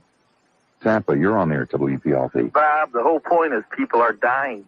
You hit it right on the nail, you know? People are dying in this war. Yep, on both sides, and now our side, too. And we got to quit paying for war and start playing for peace. Thanks a lot for being there, Bob. I appreciate you a lot. Bye now. Tampa, you're on the air at WPLP. How about just a quick aside before I get into the body of what I want to say? And it just amazes me how many people are drawing so many conclusions despite the fact that we still don't have a full story of what happened. I mean, we're still lacking a lot of detail. I just want to back up a couple of steps. I was cleaning out a big pile of newspapers and came upon something from about 3 weeks ago that tells me that the big guy's commie paranoia has struck again. About a month ago, the Soviets offered protection to Kuwaiti shipping, and a number of other countries in the Gulf have signed on to this. They could move their oil under the protection of a Soviet flag. As have the British and the French. They're also there. Mm-hmm. But what got us going was concern over the Soviet presence. And yeah, so here was a marriage of convenience between a bunch of countries that basically loathe the Soviets and in fact have bare bones diplomatic relations with them, if any at all. And we have voluntarily, as a result, put ourselves in an indefensible position. Well, let's back up and examine exactly what it is that you just said for the benefit of most of my audience who apparently can't quite understand what's going on here. They probably don't care anyway. The Kuwaitis basically sell their oil to the Western world, and the Soviets have offered to help ships buying oil from Kuwait get out of the Persian Gulf. It is not the Iraqis that were going to bomb those ships because Iraq and Kuwait are allies. Mm-hmm. It was the Iranians that the Soviets were protecting the Western shipping from. This is insanity. Oil that's going to benefit whom? It's going to benefit the Western Japan, world, right? Japan and Europe. And Western Europe. You know, obviously the French are capable of taking on this burden. The British certainly are. I mean, I question the need for us to absorb this burden to start with. I'm really at a loss on that. But in any case, we got the big guy reacting to this supposed Soviet inroad. Well, an inroad into what, a half a dozen theocracies? Well, it would seem to me that probably the reason we don't want the Soviets, the French, or the British getting involved in this is that they're not going to go easy on the Iranians. Mm-hmm. They would go right after them, knock the hell out of their Air Force. Sure, because they've been suffering at the hands of the Iranians a lot more than we have. Exactly, but again, then, therefore, that would make the Iranians weaker and make the Iraqis stronger in the war, and so we have kind of stepped in and said, oh, no, you guys don't have to do this. We'll take care of this, even though we know in our hearts we're not going to do it. And commie paranoia strikes again now, because the Iraqis and the Soviets have been on very uneasy terms now for at least a year. I mean, again, that has become a marriage of convenience, and the president of Iraq is not terribly enamored with what he's been getting from the Soviets. They've also been cutting back on some of the better weapons. I mean, the Iraqis are having to go to the French now to get their good stuff. Yep. Also, another question people don't seem to, I mean, well, the Soviet, let's point something out. The Soviets aren't dumb enough to sell state-of-the-art military equipment. The Soviets sell obsolete military equipment. Sure. I mean, they tried selling some state-of-the-art equipment to Gaddafi, and look what happened in Chad. Well, that wasn't state-of-the-art equipment. That was ancient stuff. There were a couple of T-72s there. But it was still ancient stuff. It wasn't, it was kind of like selling a car without any of the options. It would be like our selling F4s. You know, it's not a great weapon, but it's a serviceable weapon. It's still a fairly desirable one. But again, you know, here we have the big guy and his bunch assuming the worst about the Soviets without evidence of the Soviets doing their worst. I mean, I think it's the assumption again that they are behind all the troubles in the Middle East. That ultimately it's agents of the Soviet that have been kidnapping our people in Lebanon. I mean, I think when you really get down to the Reagan psychology, they still view it strictly in this very bipolar sense. Well, actually, Ronald Reagan has literally said what you have just said. He has drawn a map that somehow goes through Bulgaria and Nicaragua and all kinds of strange places and finally ends up back at the Kremlin. And even through Tehran. Right. I mean, do you know of anybody in the world who probably hates the Soviets more than Tehran? Maybe well, there's only one man. The Afghans. There's only one man on the face of the earth who's more anti-Soviet than Ronald Reagan, and his name is the Ayatollah Khomeini. Yeah. So, but you know, and I mean, you can even take it back 2 or 3 more years, and that was the reaction the Soviets had to, or that we had when the Soviets shot down Flight 7. I mean, there are lots of horrible things the Soviets do in the world. We don't have to make them up. We don't have to invent this stuff. Ain't that the truth? Did you read the Seymour Hersh book a couple of years ago about the shooting down of Flight 7? No, but I am familiar with it. God, I wish you would. I mean, it's just the ultimate blueprint of Ronald Reagan's mind. And those around him. It's terribly chilling, and it suddenly it makes a lot of this behavior more predictable. It doesn't make it understandable. It just makes it predictable. I think you might. I'm sorry to inject all this intelligence into the conversation. I'm glad somebody is. It's going to screw things up hopelessly now. Be good. Take care. One line open. It's in Hillsboro. Largo, you're on the air at WPLP. Good morning, Bud. I trust you and yours are well. Yeah. Hey, Bud, talking about the Middle East, you know, and back in 1983, the fall of, I had the unpleasant experience of being stationed in the Middle East. I was with the AWACS program. And 24 hours a day, we've got AWACS planes flying off the coast of Saudi Arabia in the Persian Gulf. There's 4 stationed in Riyadh. You know, Mecca is the religious capital of Saudi Arabia, and Riyadh, an airport, if you can believe that, is the main military base in central Saudi. And I know this is going to sound drawn out, but the point is, this AWACS plane is definitely very sophisticated, definitely very accurate. It does the job. And what I want to express to you is the fact that our American intelligence saw the plane launch that fired those missiles. Oh, yeah. We saw the plane launch. You stated, repeatedly, I might add, that traffic there is very, very heavy. Well, I wanted to disagree with you at first, but that would have been unfair because I worked the night shift at the Central Combined Operations Center from 6 in the evening till 6 in the morning. We were out straight. We were really overtaxed. And during the day it might have been, but at night, boy, we could pick them out day and left. You know, I don't give a damn. This could be, I don't know how sensitive this is, and I really don't give a damn because I've seen so much atrocities in Washington so far lately. But we'd sit there in this damn communications van and see the information piped down from the damn AWACS plane, and if a little triangle appeared on the blip, it was presumed hostile, probably Iranian, okay? And if a little circle appeared, well, it was a friendly. It could have been Kuwait, it could have been Iraq. And I'll bet you my life, I'll bet you damn right well that these controllers sat there and watched this circle arise out of Iraq. They presumed friendly, and they started racing across the Gulf. And the next thing they know, they got a 15-foot hole in the side of one of our frigates. You were very, very correct when you said that it's an obsolete tool that we're using. And it goes much further than that, Bud, because the intelligence is so damned obsolete. We don't even know who our enemies are, just like in Vietnam. We're so damn stupid in that part of the world. We really don't even take the time to try to understand the people that we're dealing with in this part of the world. I spent 4 months there, and I hate to, I don't want to shock anybody, but I dealt with Arabs, I dealt with Lebanese, and, they're people just like us, and they were kind enough to judge me on my own merits. I really took it as a shot in the butt when the Reagan administration chose to deal with the Iranians because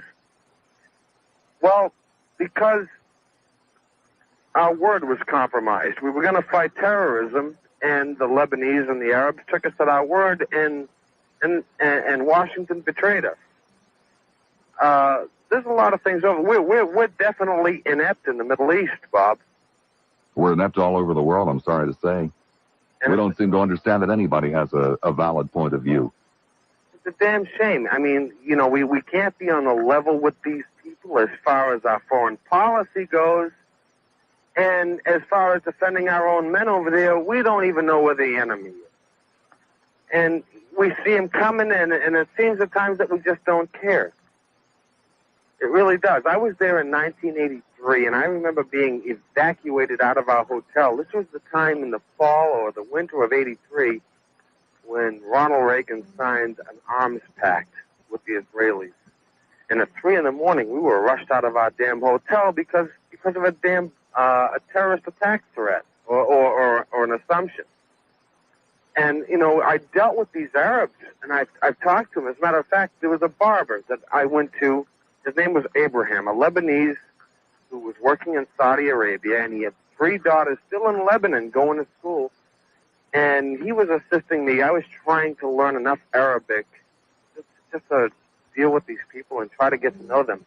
And the Arab people, they're pretty damn good towards Americans if Americans will allow themselves to be judged on their own merit. I find them to be no different than you and I. Well, they're also a little bit impartial to people that come in and try to tell them how to live, and that's what we do all too often. Oh, they're very, very resentful of that. They are damned resentful of that because they feel that they call us infidels, Bob. Yes, I know. And they say, you don't have any idea where we come from. And they feel like they're looked down upon. For good reason. They feel that way. And, Bob, I'm not prejudiced towards anyone or anybody. I was born and raised in a small town in Maine. And we didn't know any of this foolishness. And then I enlisted with the Air Force 1st Special Operations Wing, and I saw and I learned a lot. And the Arabs turned out to be pretty level-headed people, but they become definitely insulted and hurt when they think they're being looked down upon. And I really don't think that the Reagan administration has given them the same shake that we've given the Israelis. I think that it's been terribly, terribly biased. And all they want is to be heard. That's all they want. Well, we feel a kindred with the Israelis, or at least some of us do, and obviously no kindred whatsoever with them good-for-nothing Arabs. Well, Jesus, the Arabs, they're not really bad people, and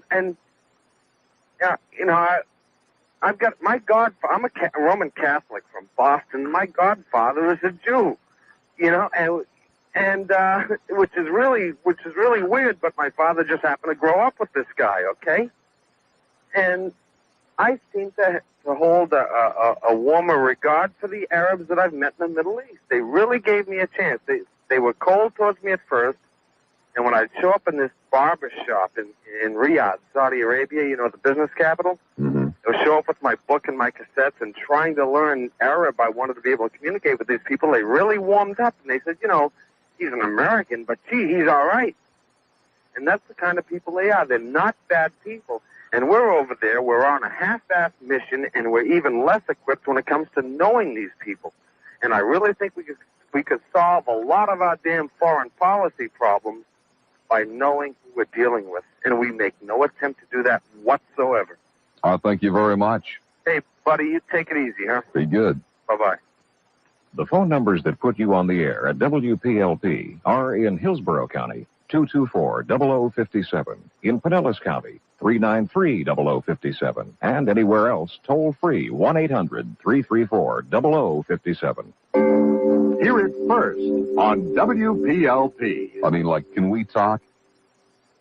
Back in the good old days, back up north, if somebody was over your house, if you had company, and some kind of green slimy thing slithered across the wall, you would have died 1,000 deaths. And if you were at somebody else's house and the same thing happened, you would have suddenly remembered a previous engagement, got up, split, and never gone back. Well, now you live in Florida. And now, for some strange reason, you think that green...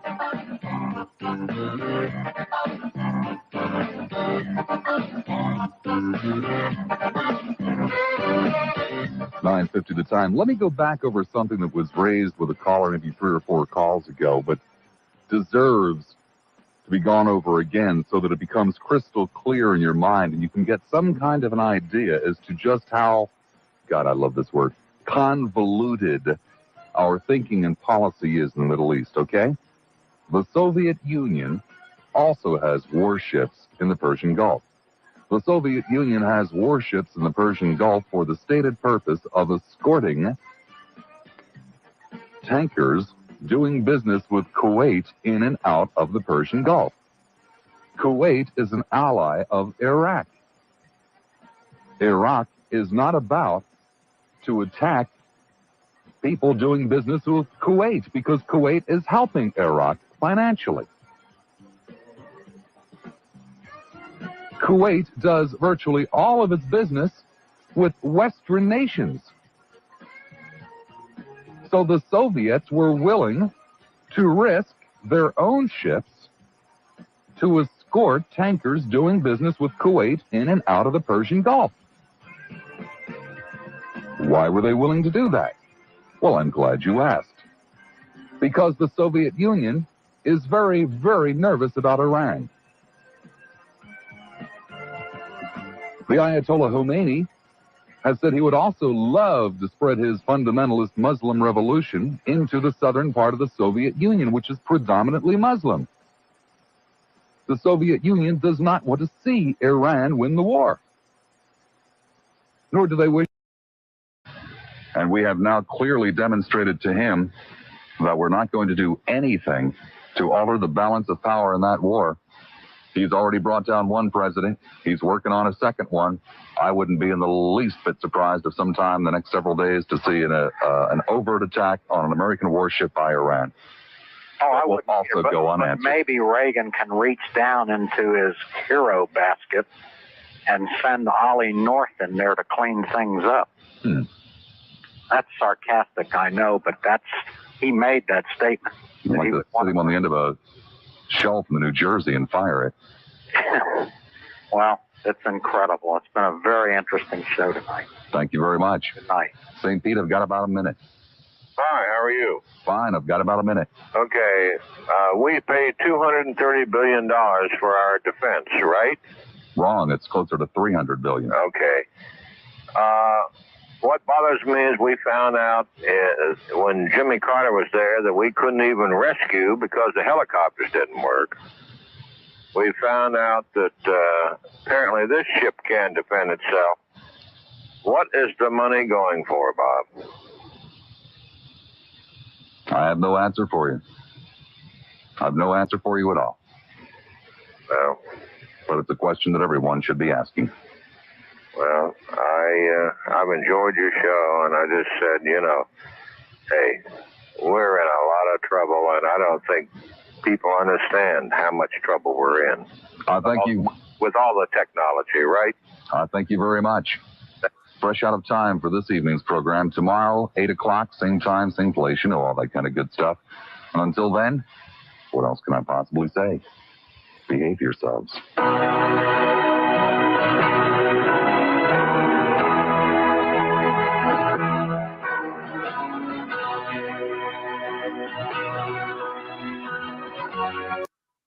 So now the Stark. Now there's a ship with a history. Yes. A unique history. Very unique. Yes. Can you tell us a little bit about what happened? It was obviously before you got on board her, but that was her history is dynamic. Yeah, that incident happened with the 2 Exocet missiles that Iraq shot at them. Happened just as I was enlisting, and one of my friends on board the Vreeland was actually on the ship when it happened, and basically he said that he just survived it through the grace of God, and it's just a real poignant reminder that it's not a joke out there. things happen in peacetime and certainly in wartime as well. So he got hit with 2 missiles, not 1, 2. 2 missiles that hit in the berthing area actually that I slept in. And just knowing what happened within, every time you hit your rack, you hit your pit, just thinking about it, it just brings to mind so many different images. The destruction and the cost of life. Cost of life was immense. Now the ship over was 30. Over 30? It was over 30 that was killed. That berthing compartment is not, well, obviously for them, the enemy, it's a good place to hit, but not for, hit somewhere else is fine. Right. Now, but she was able to limp into port. Yeah. As a matter of fact, my buddy, he only survived because he couldn't sleep that night. So he had his shower shoes on, and he went down to, it was his shorts, and he went down to the mess decks where you eat lunch, dinner, everything. Going on board ship. Absolutely. And so he got into a game of spades, cards with the guys there, and he said if he had to go to sleep that night, he wouldn't have been there speaking to me that day. Right. And I have a huge level of respect for him and all of them that went through that. Will the guests please rise for the tolling of the bell?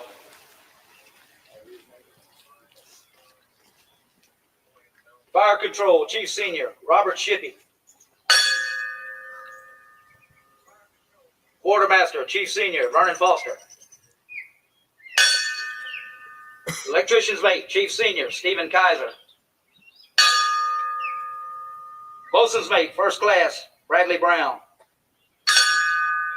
Torpedoman, Second Class, James Stevens.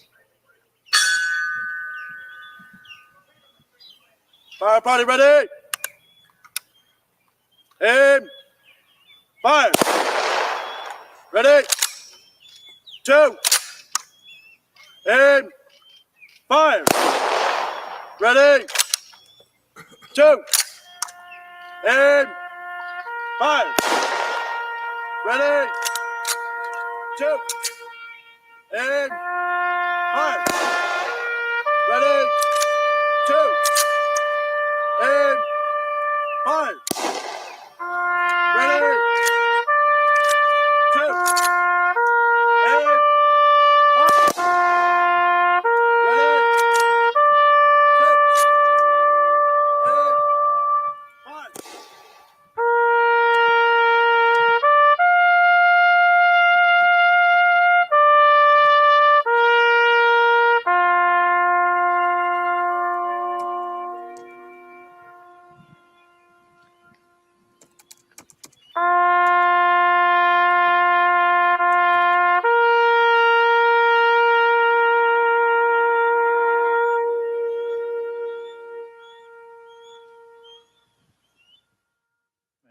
Killed on the USS Stark, say he died for his country. The story next. Clarion County community mourns the loss of one of its own aboard the USS Stark.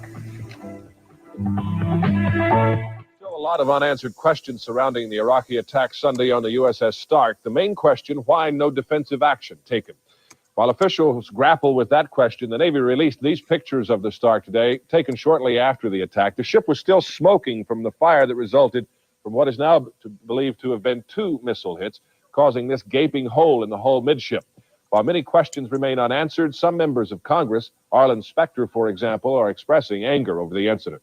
We have perhaps as many as 37 U.S. personnel killed here, really murdered, damages to those people. There has to be compensation, U.S. property involved, but mostly a full explanation and total assurances that corrective action will be taken by the Iraqis and that it won't happen again. Meanwhile, the Stark is being towed to the port in Bahrain. It should arrive sometime tomorrow. At least 37 sailors died in the attack. 2 are still missing. 3 of the sailors killed on board the Stark were from... One of those is from Clarion County, 22-year-old Wayne Richard Weaver from New Bethlehem. Night Beat reporter Stuart Brown has more on the young man's life. Ricky Weaver, seen here with the ill-fated USS Stark, was halfway through a 6-year Navy enlistment. An electronics technician, he might have made the Navy his career. Ricky grew up in Clarion County, about 80 miles north of Pittsburgh. He went to high school here and decided on the Navy even before he graduated. His aunt, high school teacher Jean Mills, and his uncle, Truman Mills, a fundraiser, told me there's no bitterness over Ricky's death, only puzzlement. You asked the question, why? I think in talking with my brother, that's his big question. Why? And of course, we don't know, and we'll never know why. I have any problem. It's the fact he was killed so far away that it's almost like a dream. Can't quite comprehend it. Though they are baffled by Ricky's death, they say proudly he died a hero in the service of his country. And I'm sure all the families who are going through the tears and the whys feel just as badly as we do at losing these young people. Tonight here in Clarion County, they are mourning young Ricky Weaver, but they are also sure of one thing, that he did not die in vain. In Clarion, Stuart Brown, Channel 11 News Night Beat. And tonight it's reported that all other Western Pennsylvania sailors aboard the John, everybody, and pulling people out of the racks and throwing them some emergency breathing apparatuses. I made it to the exit of the door. There was flames already there. I told everybody to go to the emergency escape hatch. We got there, we had water already pouring in. We started getting people out, and I made another tour to make sure everybody was out of their bunks. A couple people had trouble getting out. We got them out. And then I went to my general quarters stations, which is Damage Control Central. But on my way from seeing the fireballs and running back to the emergency escape, that's when the second explosion happened. That was Petty Officer Michael O'Keefe, who was on board the Stark when the missile hit. Apparently 2 missiles on Sunday night. By the way, the Iraqis are now saying the pilot of the plane that fired the missile did not receive any warnings whatsoever, despite the fact that Captain Brindell said today that they sent at least 2 warnings. And the Iraqis are saying that the pilot believed that he was firing on an Iranian oil tanker. Of course, there's a considerable difference in size between an Iranian oil tanker and this guided missile destroyer of the United States, or cruiser of the United States.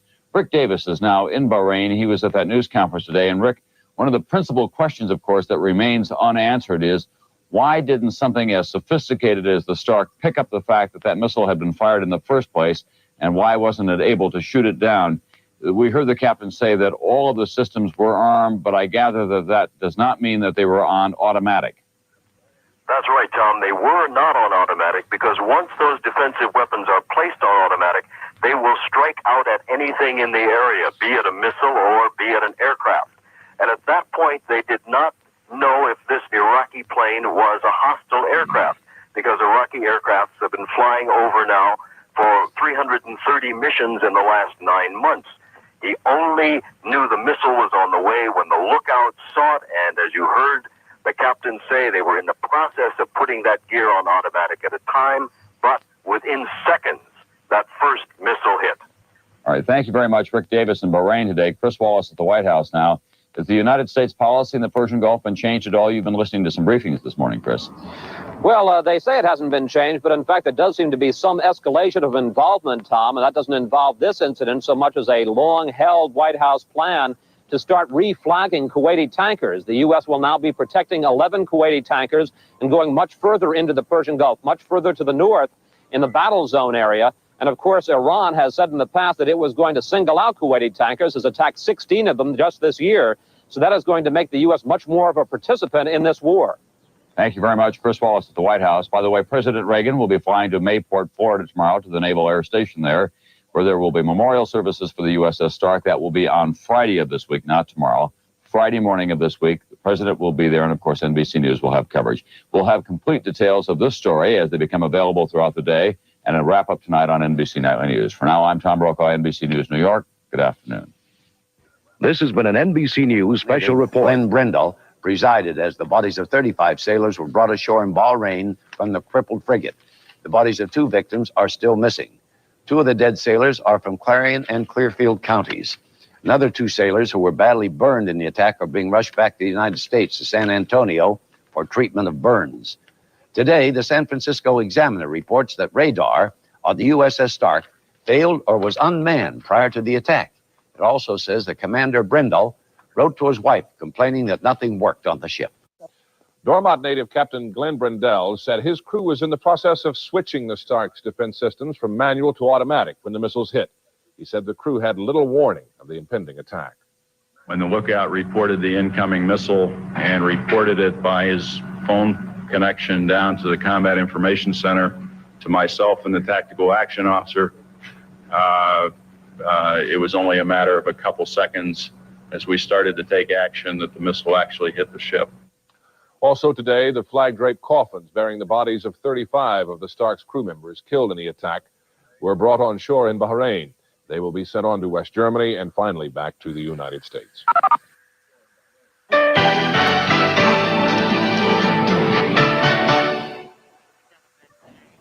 By one in flag-draped coffins.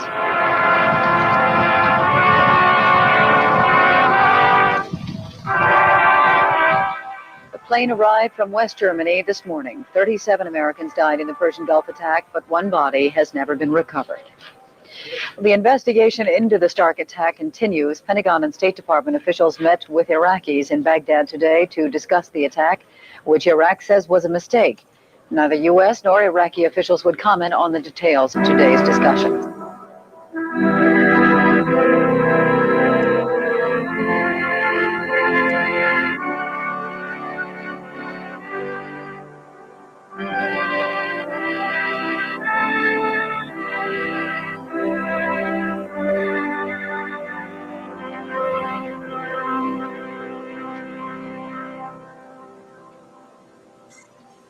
One of those killed in the missile attack was electronics technician Richard Weaver of Clarion County. One of Weaver's best friends was fellow Navy man Dave Seifert, who returned to this area today to mourn the loss of his friend. Marissa Morris spoke with Seifert when he landed at Greater Pitt late this afternoon. She joins us live from the airport now. Marissa. Mike, one of Rick Weaver's best friends is in shock over the whole incident. Dave Seifert graduated from high school with Rick. He also went into the Navy at the same time. Dave is stationed in Norfolk, Virginia. He got a 12-day pass and flew into Pittsburgh this afternoon. It was quite an emotional reunion. Sorry I lost someone I really loved. He was like a brother to me. I just got a postcard from him last week on my ship, from his ship. And the very first sentence he said was, this cruise is beginning to make me feel like I weren't alive anymore. I was over where Rick was 2 years ago. And I kind of know exactly how I felt. But it's unfortunate. I know that USS Stark did everything they possibly could. Dave leaves on a ship bound for the Mediterranean June 1st. With the Live Eye here at Greater Pitt, Marissa Morris, Channel 11 News.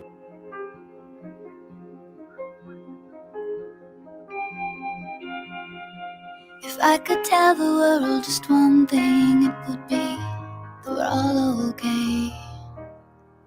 Not to worry, 'cause worry is wasteful and useless in times like these. I won't be made useless, won't be idle with despair. I'll gather myself around my faith, the light, the darkness most fear. My hands are small, I know, but they're not yours, they are my own. But they're not yours, they are my own, and I am never broken.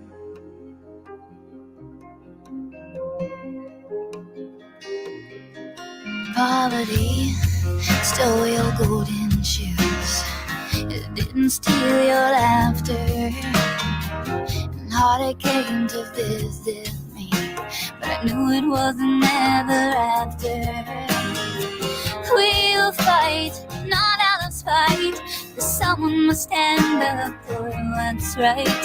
'Cause where there's a man who has no voice, there I shall go singing. My hands are small, I know, but they're not yours, they are my own. But they're not yours, they are my own, and I am never broken. In the end, only kindness matters. In the end, only kindness matters. I will get down on my knees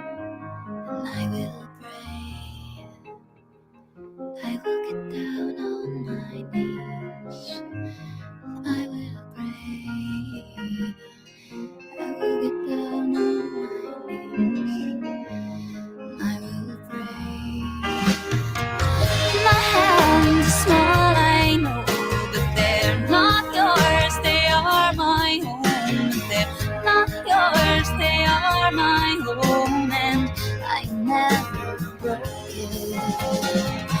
My hands are small, I know, but they're not yours, they are my own. But they're not yours, they are my own, and I am never broken. We are never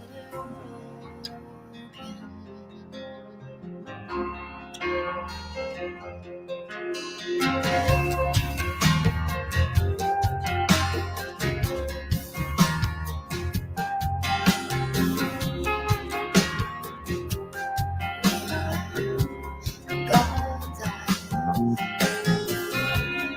God's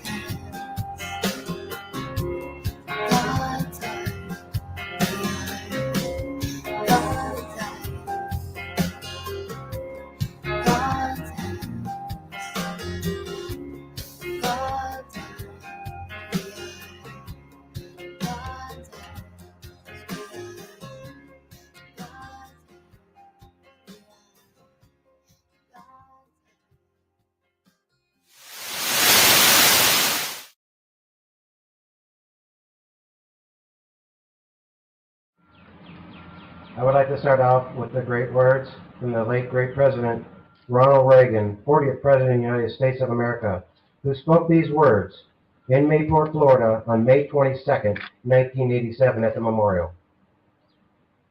They were ordinary men who did extraordinary things. Yes, they were heroes. And because they were heroes, let us not forget this, that for all the lovely spring and summer days we will never share with them again, for every Thanksgiving and Christmas that will seem empty without them, there will be moments, too. Moments when we see the light and discovery in the young eyes that see for the first time the world around them, and know the sweep of history and wonder, why is there such a place as America, and how is it that such a precious gift is mine? And we can answer them. We can answer them by telling of this day and those who come to honor them.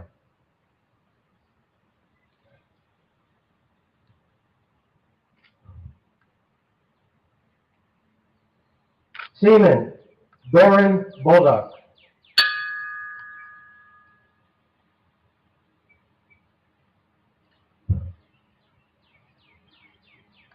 Fire Control Petty Officer, 3rd Class, Jeffrey Calkins.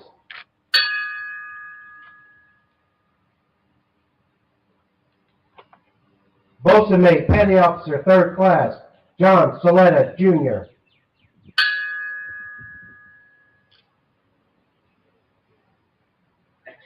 Operations Specialist, Petty Officer, 3rd Class, Antonio Daniels.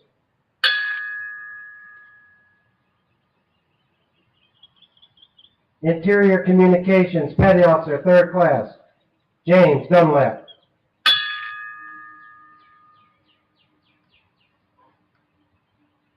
Radioman, Petty Officer, 2nd Class, Jerry Barr.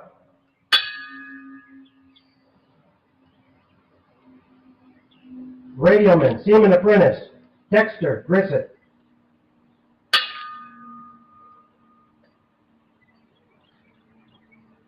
Gunners Mate Guns, Petty Officer, 2nd Class, Daniel Homicki.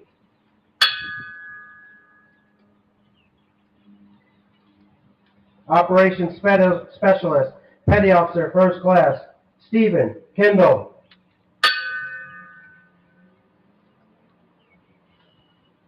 Signalman, Petty Officer, 1st Class, Ronnie Lockett.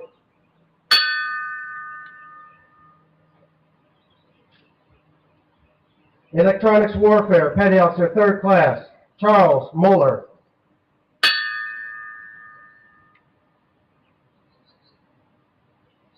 Data Systems, Petty Officer, 1st Class, Randy Pierce.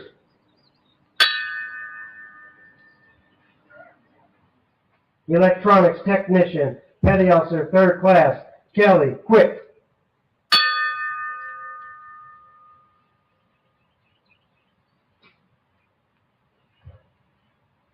Fire Control, Senior Chief, Petty Officer, Robert Shippey.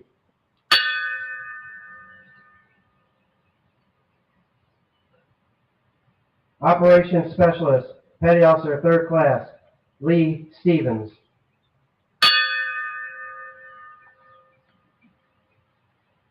Electronics Technician, Petty Officer 3rd Class, Martin Supple.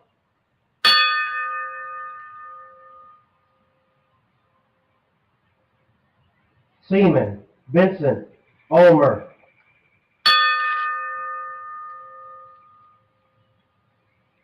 Electronics Technician, Petty Officer 3rd Class, Wayne Weaver II.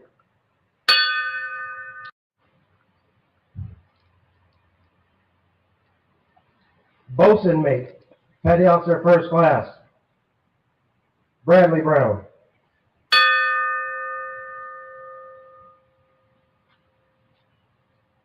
Seaman, Mark Cowett.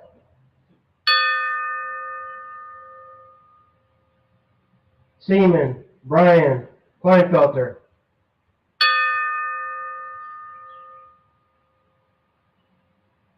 Electronics Technician, Petty Officer 2nd Class, Charles DeAngelis.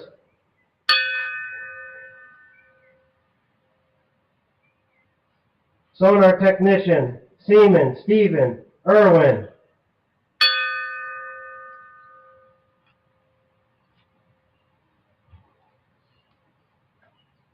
Quartermaster, Senior Chief Petty Officer Vernon Foster.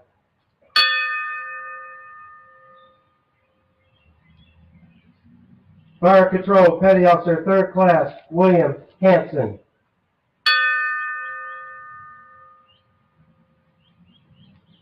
Operations Specialist Seaman Kenneth Januzik.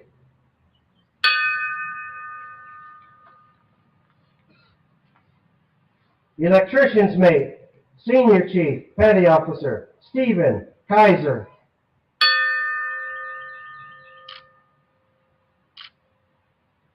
Gunner's Mate, Petty Officer 1st Class Thomas McMillan.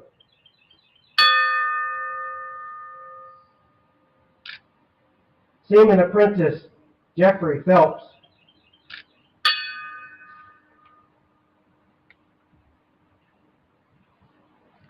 Gunner's Mate Guns, Petty Officer 3rd Class, James Polonsky.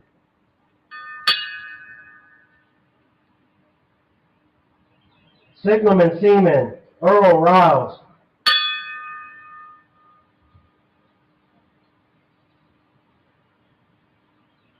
Seaman Signalman, Jeffrey Sibley.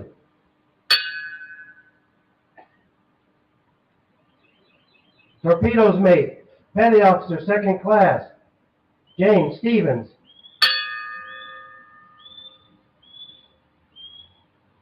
Fire Control Petty Officer 1st Class, Gregory Tweedy.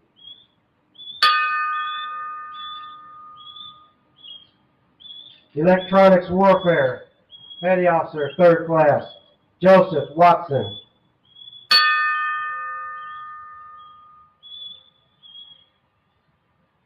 Operations Specialist Seaman Terrence Weldon.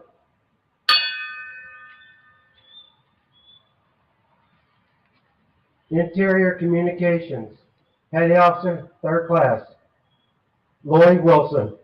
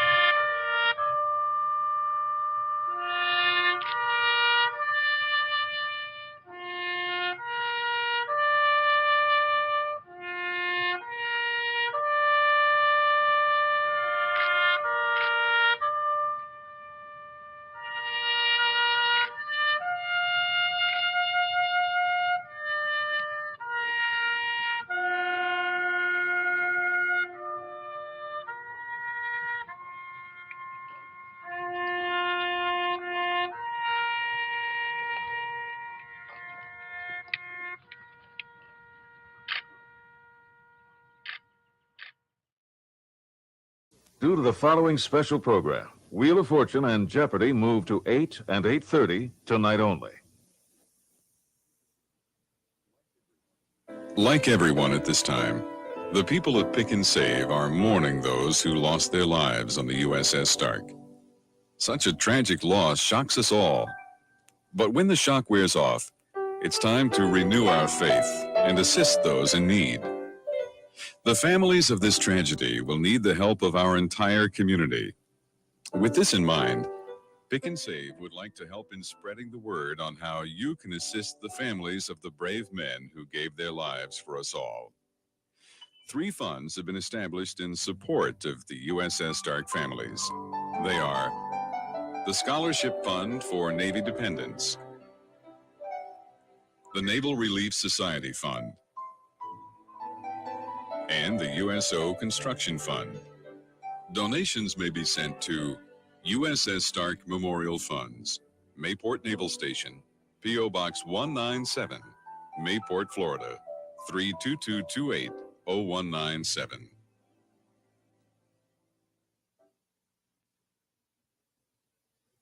These men made themselves immortal by dying for something immortal. That theirs is the best to be asked of any life, a sharing of the human heart, a sharing in the infinite.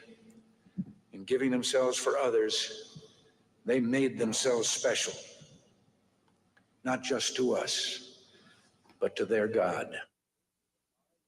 This is an Eyewitness News special report. The attack on the USS Stark. Jacksonville mourns. The questions remain. It was a scene those who saw it will never forget. The leader of the free world coming to Mayport to share the grief of the 200 family members who lost sons, husbands, brothers, and fathers in what appears to have been a terrible accident in the waters of the Persian Gulf.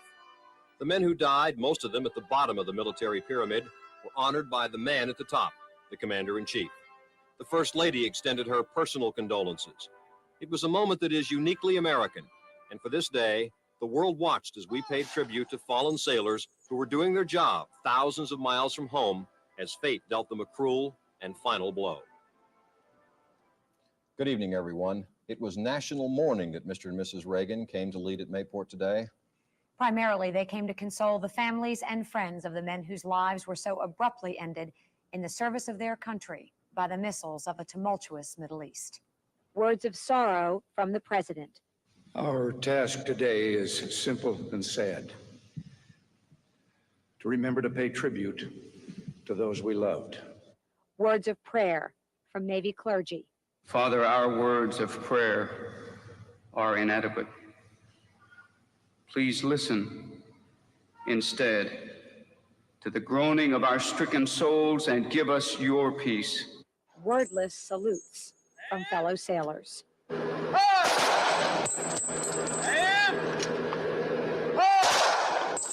The intensity and sincerity of this ceremony could bring tears to the eyes of the most casual observer, a ceremony that brought a few moments of comfort to a small group of families and to a nation in the midst of a painful week. For some of us here today, our love is the unquenchable, unforgetting love of a wife or child for a fallen father, of a mother or father for a fallen son. For others of us, this love, while more distant, is still anguished and grieving. Ours is a love for a fallen countryman who died so that we, a free people, might live and this great nation endure. The families of the 37 men who lost their lives on the Stark listened tearfully to the president's words, sometimes turning to each other for solace, sometimes sobbing silently to themselves. Dignitaries like the Secretary of Defense, the White House Chief of Staff, and the governor listened too. Neither the president nor the chaplains who spoke at the ceremony claim to have a cure for the hurt the families are feeling. And I wish more than I have ever wished anything in my life, that I possess the skill and the words to take away that grief and to heal that pain and to restore that loss. But you and I know that such words don't exist. But there were assurances that a better life had beckoned the 37 sailors. God has tried them and found them worthy of himself. As gold would be proved in a furnace, so were they. As sacrificial offerings, he took them unto his bosom. Those who trust in God shall understand the truth, and the faithful shall abide with him in love, because the grace and the mercy of our God is with them. For his part, the president tried to assure the families their sons, husbands, and fathers had not died in vain, that they had helped patrol the Persian Gulf, an area he called a crossroads for 3 continents and vital to our nation's security. An area racked by more than 6 years of war between Iran and Iraq that the president said could erupt into a wider conflict if the United States does not keep a steady watch. It is a region that is a crossroads for 3 continents and the starting place for the oil that is the lifeblood of much of the world economy, especially those of our allies in Europe. Even more important, this is a region critical to avoiding larger conflict in the tinderbox that is the Middle East. The president said although the families will never again spend a spring afternoon, a Thanksgiving, or a Christmas together with their loved one, they may perhaps find some satisfaction in knowing their husband, father, or son helped America stay safe and free, like so many generations of sailors and soldiers before them. Young Americans of the USS Stark gave up their lives so that the terrible moments of the past would not be repeated, so that wider war and greater conflict could be avoided, so that thousands and perhaps millions of others might be spared the final sacrifice these men so willingly made.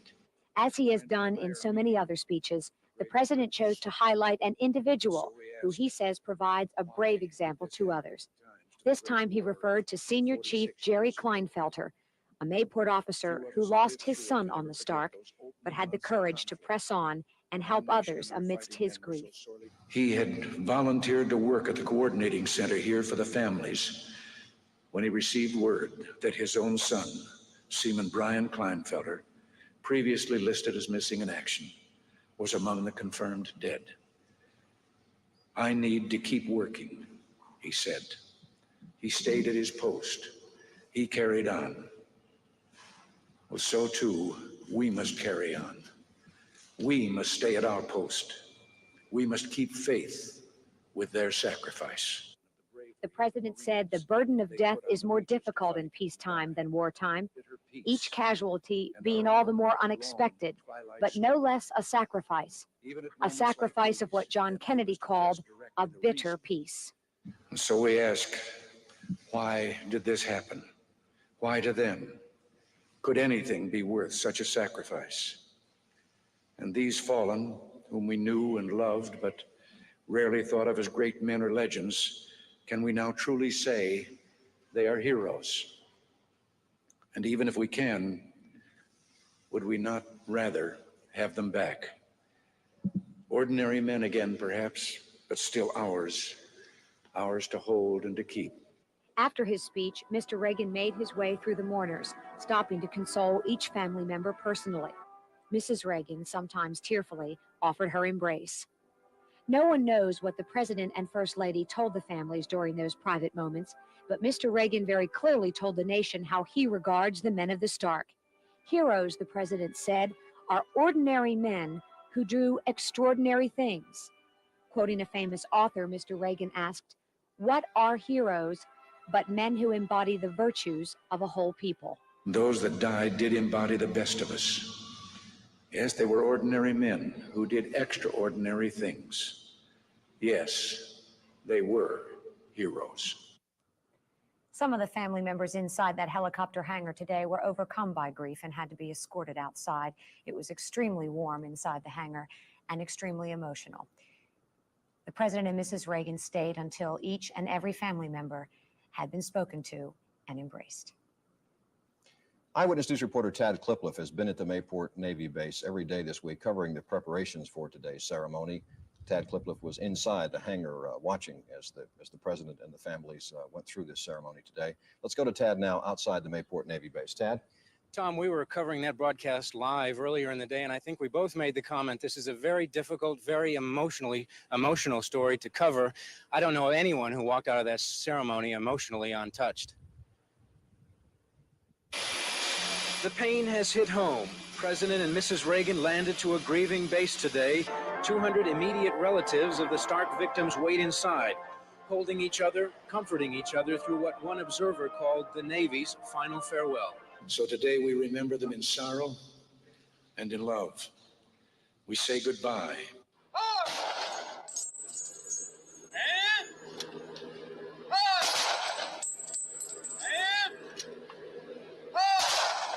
This was private grief. After a 21-gun salute, the President and Mrs. Reagan consoled each of the 200 family members. Mr. Reagan told the families there is nothing he can say, nothing he could do to take their pain away. Visiting dignitaries who attended the service echoed his comments. When some of them openly were weeping and all, was that there's just no way that we can even begin to feel, any share of the pain that they're feeling. I think the president did such a consoling act for the families, and it touched everyone who heard him as he talked about why it's necessary to put our fighting men and women at risk, what the reason for the sacrifice is, and then hope for their loved ones, for themselves, and for our nation. It was a very moving experience. Of course, you see all those young wives and parents and several infants, perhaps the offspring of one of the deceased sailors, and of course you sense the emotion of the event, and as a proud American, you have a deep pain. The entire ceremony was well done. At the end with the taps and the 21-gun salute, very emotional. I sat there and tried as I may to stay staunchly manly, and I sobbed like a baby with everybody. It was a very, very highly emotional time for us all. While the nation focused its attention on Mayport today, Washington is still seeking answers to the Stark attack. Senator Graham today promised a full inquiry. The most immediate thing the Congress is going to try to do is to find out just what happened, to determine what steps need to be taken in order to better defend our military and particularly our naval fleet in areas of jeopardy. They can know how much we all hurt. Mayport Naval Station spokesmen say they continue to receive money for the surviving relatives. All of it will go to the families who the Navy knows will have it difficult next year. I just talked with part of the Naval Family Services unit, and he was talking about what they were doing, and they will follow each one of these families for over a year. And obviously, anything we can do, we want to do too. I think that is terribly important because they shouldn't be forgotten. The ceremony is over, a time that one counselor fears may be the worst time for the mourning families. When the media ultimately turns its attention to another subject, when the president leaves, and after the families of the USS Stark bury their loved ones, that, he says, is when their courage will be tested. The grief will not end for them soon.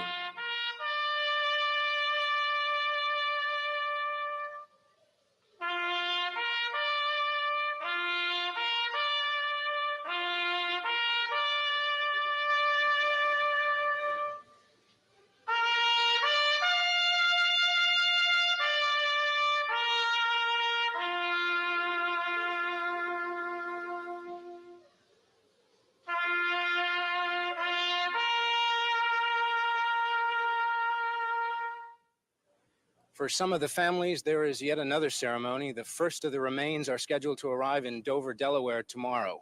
Tom and Deborah? Thank you, Tad. Tad Clipliff reporting live from outside the Mayport Navy base. Still to come in the remainder of this hour, a look at some of the questions in the aftermath of the missile attack on the Stark, questions pertaining to the U.S. Persian Gulf policy and U.S. military readiness. Questions that concern the families of the men of the Stark, even in their time of grief. Also, when we return, we'll be visiting with some of those closest to this tragedy.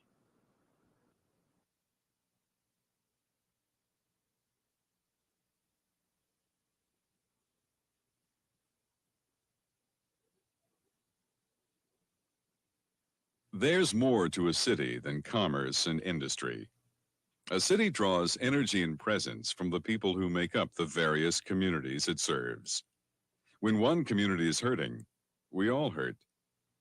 The web that holds us together is a fragile one. It bends and gives, but it never breaks. One of Jacksonville's communities is hurting now, and the rest of us are offering support, love, and friendship. The people of Pick and Save would like to take this moment to express their deepest sympathy to the families and friends of the brave men whose lives were lost on the USS Stark. And to the survivors, we wish them Godspeed in bringing them home safely. The naval community is vital to Jacksonville, and Pick and Save recognizes its contribution not only to our city, but also to the nation. Its role in keeping our country safe and free is often a dangerous task. Looking ahead, we all know that we must move on and carry out the duties which lie ahead of us. In the words of Abraham Lincoln, with malice toward none, with charity for all, let us finish the work we are in to bind up the nation's wounds.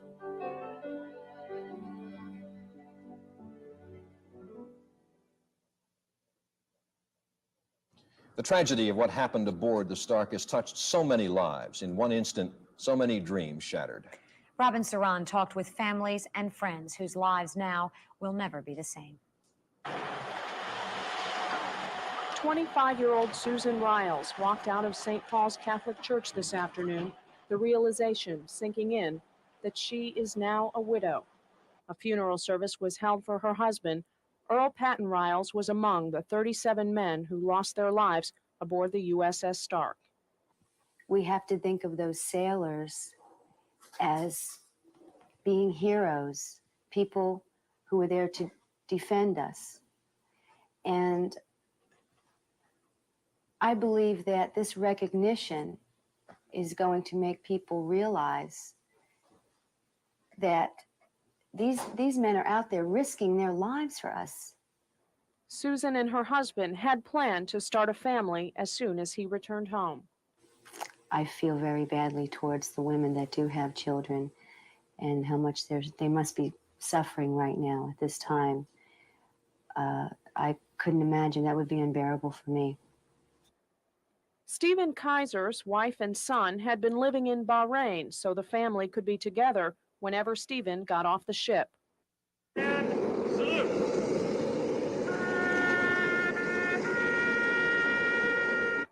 On Wednesday morning, Barbara and 5-year-old John Kaiser were there when Stephen's flag-draped coffin was carried by.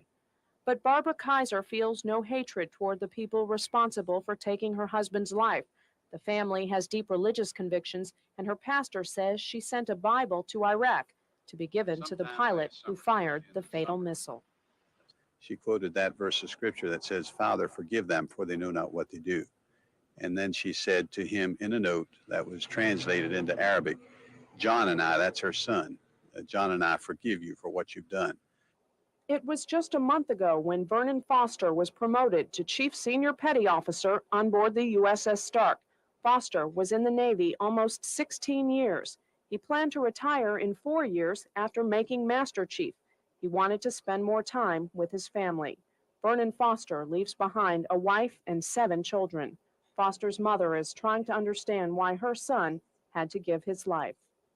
I love my son very, very much, and I miss him very, very much already.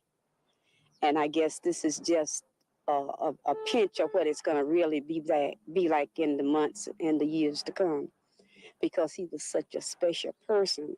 He was not just my son, but he was my friend. I don't understand why. I'm not saying that I question God, that he did this, because that's not what I'm saying. The Lord loaned him to me for a short time. I knew that he was temporary when he was born into the world. I didn't think that he would die before me. And for him to have died the way he did, I don't understand. And I feel that it should never have happened. And somewhere along the line, I would like to know what really went wrong.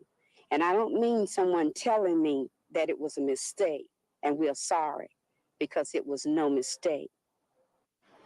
But Foster's mother says she can rest easier, knowing that her son was good to people and that he will not be forgotten. One sailor who left the Stark just 5 hours before the attack has special memories of Vernon Foster. Greg Saxon says he will cling to the last words of advice Foster gave him. When I was departing the ship, he pulled me over to the side when I was checking out. He told me that you have to deal with adversity. And with adversity is part of becoming a man.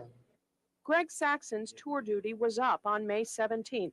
He was heading home when he heard his ship had been attacked. He hasn't been able to sleep, thinking only of the special friends he left behind. I feel sorry for the guys that died. My heart grieves for them. Some of my friends, some I associated with, I knew, and everybody knew each other by a first name basis, and everybody talked to each other, and everybody was like kind of close friends with each other. Saxon planned to meet his best friend, Vince Ulmer, when the Stark sailed home in August.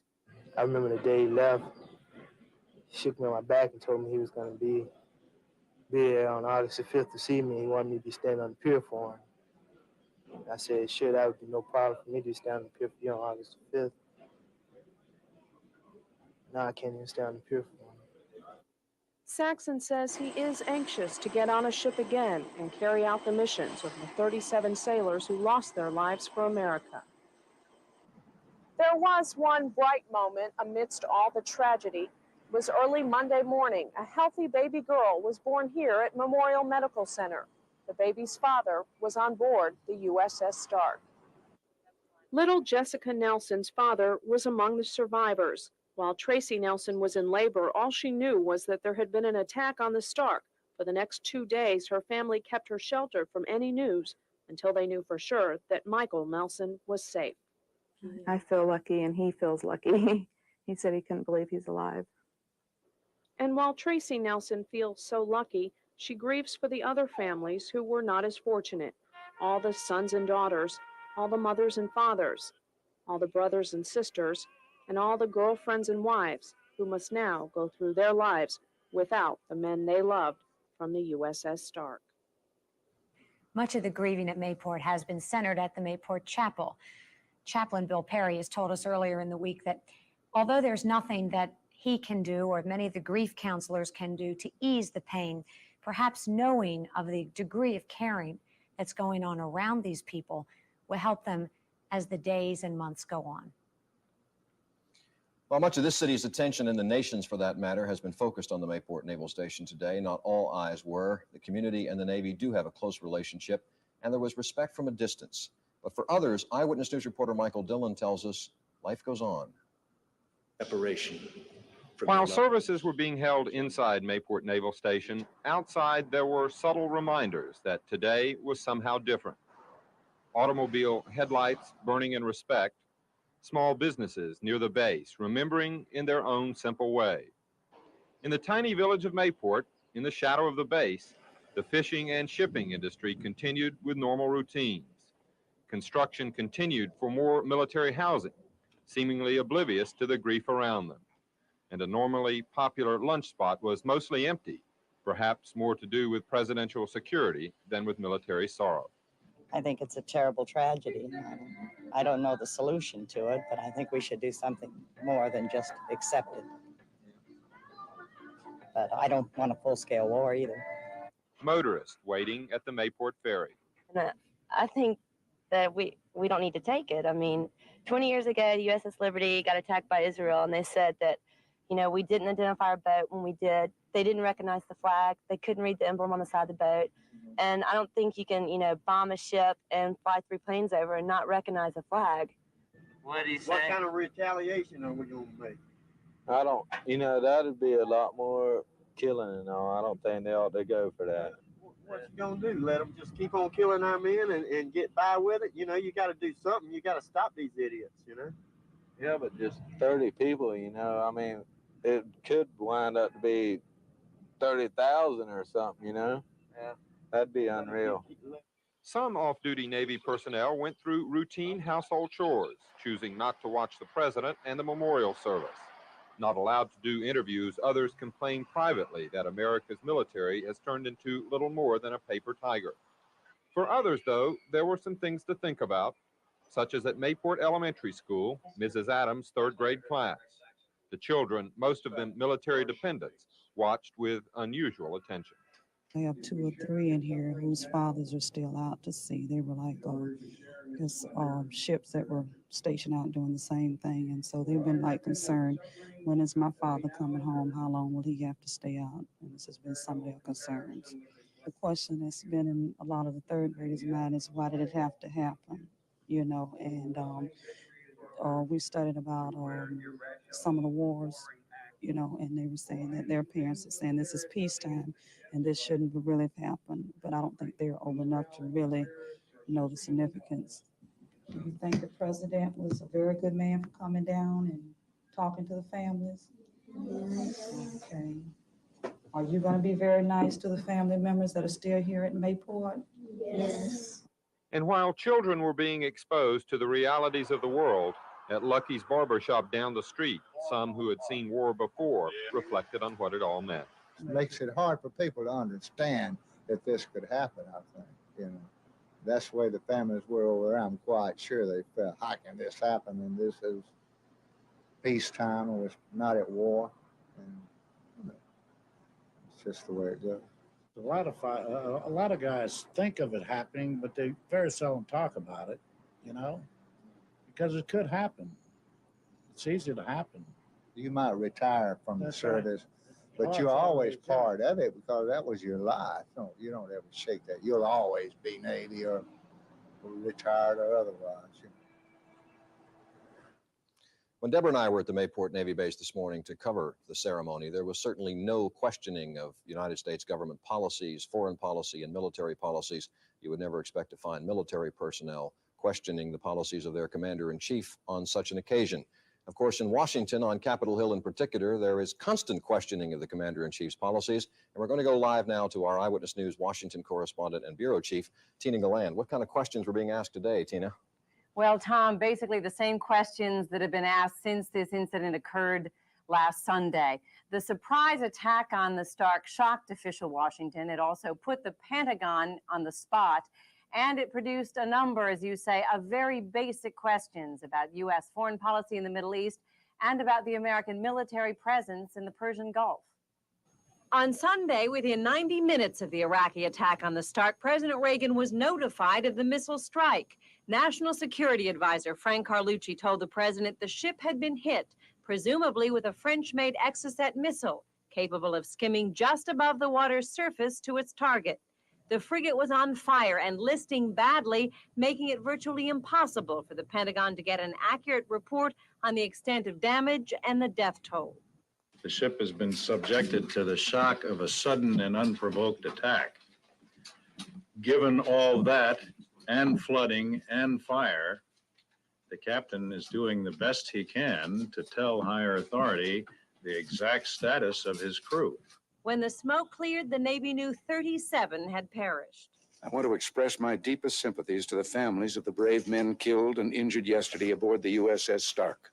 As the Stark made its way to port in Bahrain, the president put American vessels in the Gulf on full alert, and the search for answers began.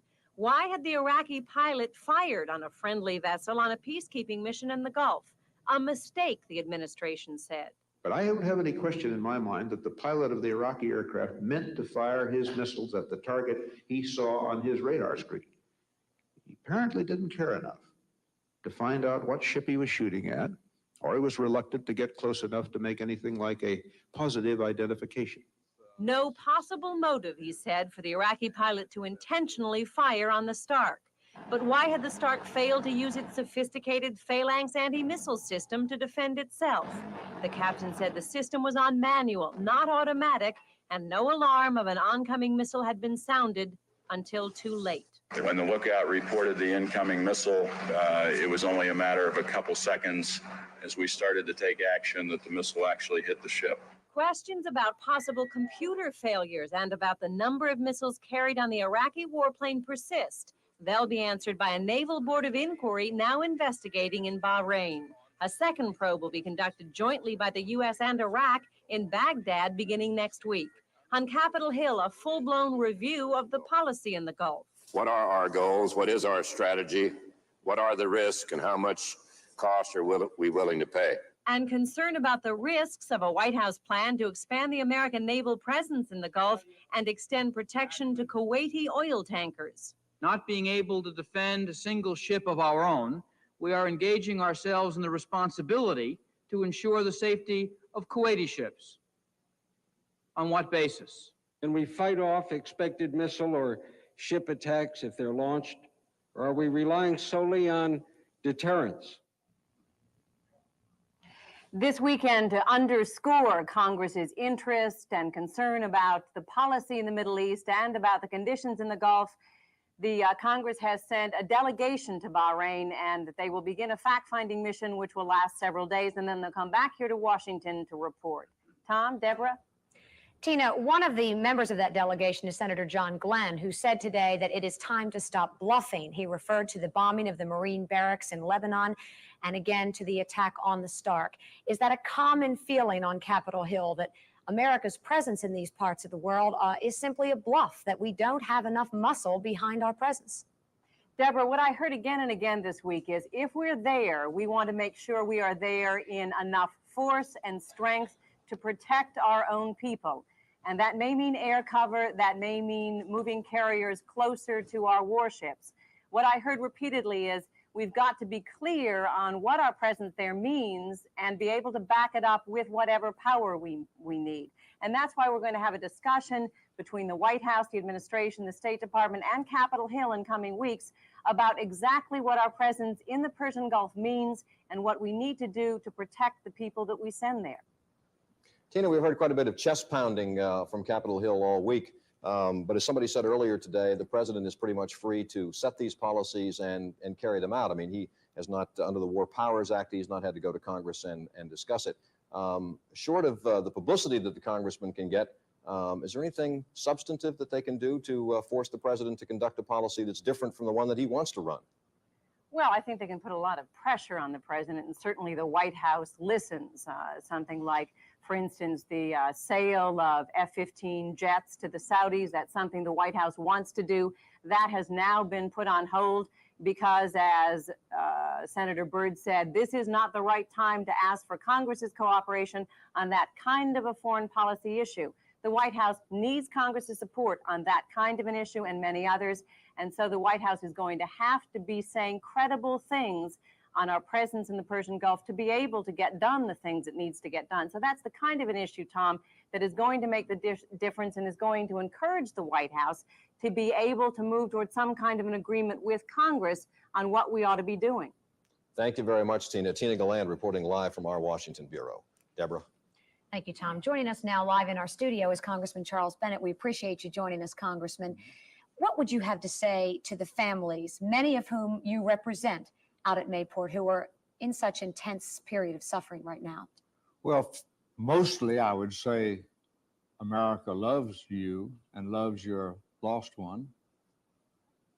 America is grateful for the sacrifices being made, and America gives you every possible sympathy, and you should not feel as if somehow or another this was not an important thing that your son or father or brother did. It was very important. In the discussion that's gone previously in this hour, there seem to be some people that have a doubt about what we were doing. That's not a new presidential idea to keep the sea lanes open. Our first war, the Battle of Tripoli, was on this matter in 1804. We have always, even when we were an infant republic, maintained that the sea lanes should be open to everybody and that freedom should be encouraged throughout the world.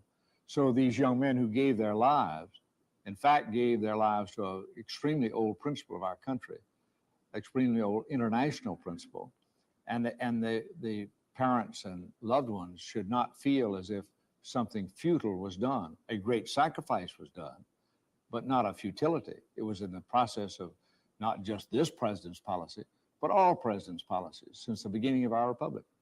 What can we do to ensure that this kind of accident, if in fact it was an accident, won't happen again. Are our defenses strong enough in the Persian Gulf? Could there have been human error aboard this ship?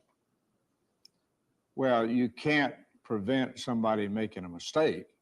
And so far, the evidence does indicate that the pilot thought he was shooting at one of the two targets, which were legitimate targets that he shot at earlier in the day, to freighters in the near vicinity. Every indication is that's what he thought he was doing. He should have done better. He should have made a greater identity. But bear in mind, all he gets back on his radar is a blop of light. He doesn't get the frame of the ship. He just gets a blop of light back. And this was at night. And so it's not in any way inconceivable that it might have been a complete mistake. In fact, I think it probably was a complete mistake. Can American forces do anything to guard against a mistake like that? Well, we have facilities on these ships which are designed to cut down these weapons coming toward us. And why they were not used has not yet been addressed in any evidence, because nobody has been called before any group to be heard. And those hearings will transpire. They will take place.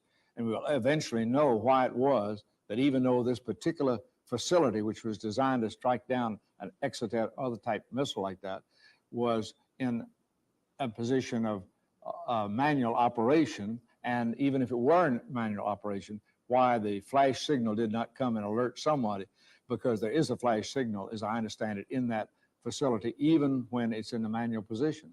So somebody should have observed that, if my knowledge of this particular defensive weapon is accurate.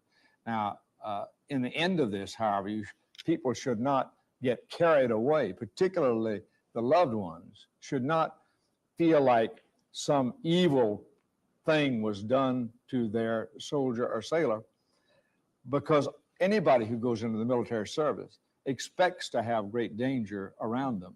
I remember my mother used to write me in New Guinea and the Philippines and say she's praying every night that I'll be out of danger. And I write back to her, Mama, don't pray that I'll be out of danger. Pray that I come back alive. Just pray for that, because I'm in danger every second of my life. And that's what a soldier and a sailor does.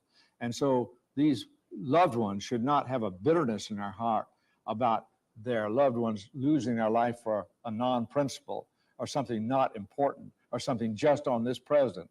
The policy that they were sustaining is a nationwide, from the beginning of our history, principle of keeping the sea lanes open. Now, it's true we ought to try to get more help from Japan and from Great Britain, perhaps, and certainly Germany in this effort.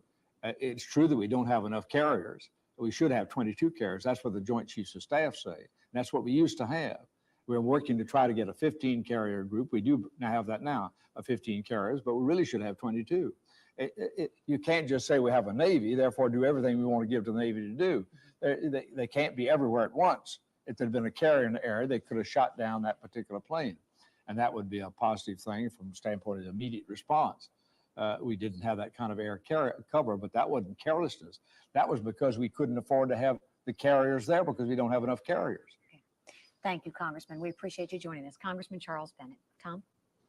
Earlier this week, we spoke to Iraq's ambassador to the United States in Washington, Nizar Hamdoun. This was Tuesday evening, and at that point, his government had not prepared a detailed account from the pilot of exactly what took place on Sunday.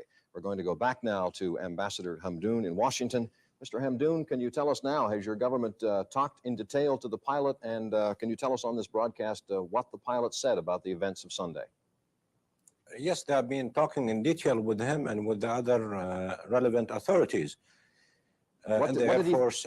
But the question is that we are in no position to reveal anything before sitting down with the American team, which is in its way now to Baghdad. We believe that this issue should be addressed mutually. Iraq cannot really, just out of what it has in hand, just out of the reports that we got from the pilot and from others, to give exactly what has happened before comparing notes and before listening to the American evidence or to the American things that had to do with that tragic incident. So I feel that we are going to wait until something jointly comes from the Iraqi-American investigation. Mr. Ambassador, could you just tell us what the pilot said he thought he was shooting at? I don't know exactly what the pilot have said. The things are taking place now in Baghdad in preparation for the joint meetings with the American team. But obviously, the pilot has indicated that he was thinking he was shooting an Iranian target, and they were looking for Iranian targets in that same vicinity for weeks. And in fact, the same night, we had, I think, 2 other hits on Iranian targets in this same vicinity of the American ship. You said earlier this week when we talked on Tuesday night that if it was found that the pilot had done something wrong, there was a good possibility that he would be disciplined. What kind of discipline would we be talking about here? What kind of punishment, perhaps? I don't know, really. I'm no military expert. I don't know exactly what the military law implies in here for the Iraqi military law, but what I'm sure about that, he will be disciplined in that case. Your government has made it clear that it is amenable to the idea of compensation for the families of the 37 Americans who were killed. Would you have any idea what amount of compensation that might be involved here? I mean, what can your government afford in a situation like this? And how do you replace a seaman, a man whose life is lost? We have accepted the principle of compensation to the families and to the government of the United States. But to get into the details right now is pretty premature, and I believe that we should sit down and negotiate with the American authorities. The American request itself didn't discuss any details, but they put that request also in principle. Mr. Ambassador, here in the studio with us, as you may have heard, is Congressman Charles Bennett of Florida, and Congressman Bennett has a question he'd like to ask you, if that would be all right. Please, Mr. Congressman. I would like to ask if it is true, which I've heard, that you have apologized for any action that your country may have made in this, and feel it, in fact, it was an accident.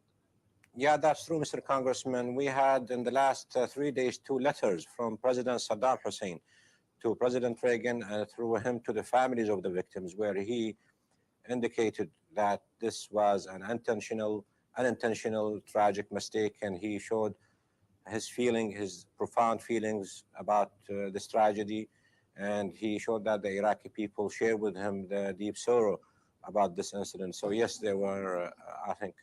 I would like to say, somewhat in support of that I have chaired 2 hearings in Congress since this occurred, one the day after the event and one just day before yesterday. And in these hearings, it is clear that your airplanes had been firing on freighters, which you were entitled to fire on, in that general area. And after all, this was at night. So my own feeling on the basis of information I so far received is, well, it was in fact an accident. You have no motive in your country for wanting to do anything harmful to the United States. And there was strong evidence it was an accident, unless the pilot himself says something to the contrary. It would seem to me it's pretty clear that it was an accident. Your country has apologized for it and are willing to make recompense to the families. I must say I was recently involved in another incident of a similar nature, the Gander crash, and when those people came to me, none of the families talked about money. They all talked about how to prevent things like this occurring in the future. So I think we're underestimating the emotions of these families in that regard. The emotions of the families are upon the loss of their loved ones and not upon dollars and cents, in my opinion. Yeah, that's true. I share with you the same thinking. And on this investigation that we proposed from the first few hours after the incident, that we like to work jointly on this. It's not just to get to the bottom of that, which is very important, but also to try to work out some new arrangements and measures to prevent this thing from happening again. Mr. Ambassador, thank you very much for being with us, and Congressman Bennett, thank you also for being with us. We'll be back in a moment. We'll be talking with the shipbuilder of the USS Stark, and we'll have some other news for you too.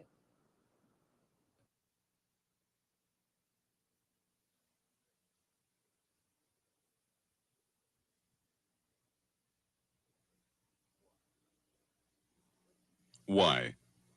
It's a question being asked tonight by many families and friends of the brave men who were injured or lost their lives on the USS Stark. There is no easy answer, and there may never be just one answer. Our nation mourns the loss of any man or woman who is killed while defending not only our country, but the free world. We as a nation have a responsibility to the world community. It is an enormous task, and the men of the USS Stark took on that task with dignity and perseverance. Many have gone before them. But there is one common thread throughout all the lost lives in our history. They died protecting their families and ours. The inspiration throughout history is the knowledge that families like yours are behind them, offering encouragement and support. Their deaths are not in vain. From the Pick and Save family to all of those who have lost a son, husband, father, brother, or friend, our hearts go out to you in deepest sympathy.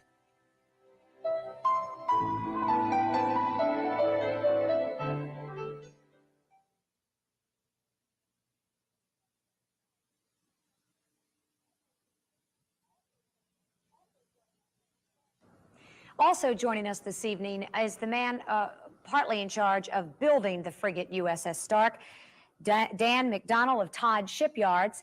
And one of the things that Congressman Bennett told me earlier, being in charge of shipbuilding and whatever, and the various roles he serves in Congress, is there's been considerable concern about the materials used in constructing the Stark, primarily the aluminum, Mr. McDonnell, and some concern that the aluminum may have caused some of the casualties, the burning of the aluminum. Can you tell us if, in fact, that did cause any of the casualties, and what you know about the construction of the ship? Well, the superstructure, of course, is aluminum, and the hull is steel. I really couldn't comment too much. I wouldn't expect the aluminum to have caused any more casualties. The ship is well equipped with firefighting equipment and firefighting systems. Are you familiar at all with the Felix anti-missile system, or are you, in fact, more involved with the nuts and bolts of the ship? Not that familiar. We of course installed the equipment on the ship, but we're not authorities on that type of equipment.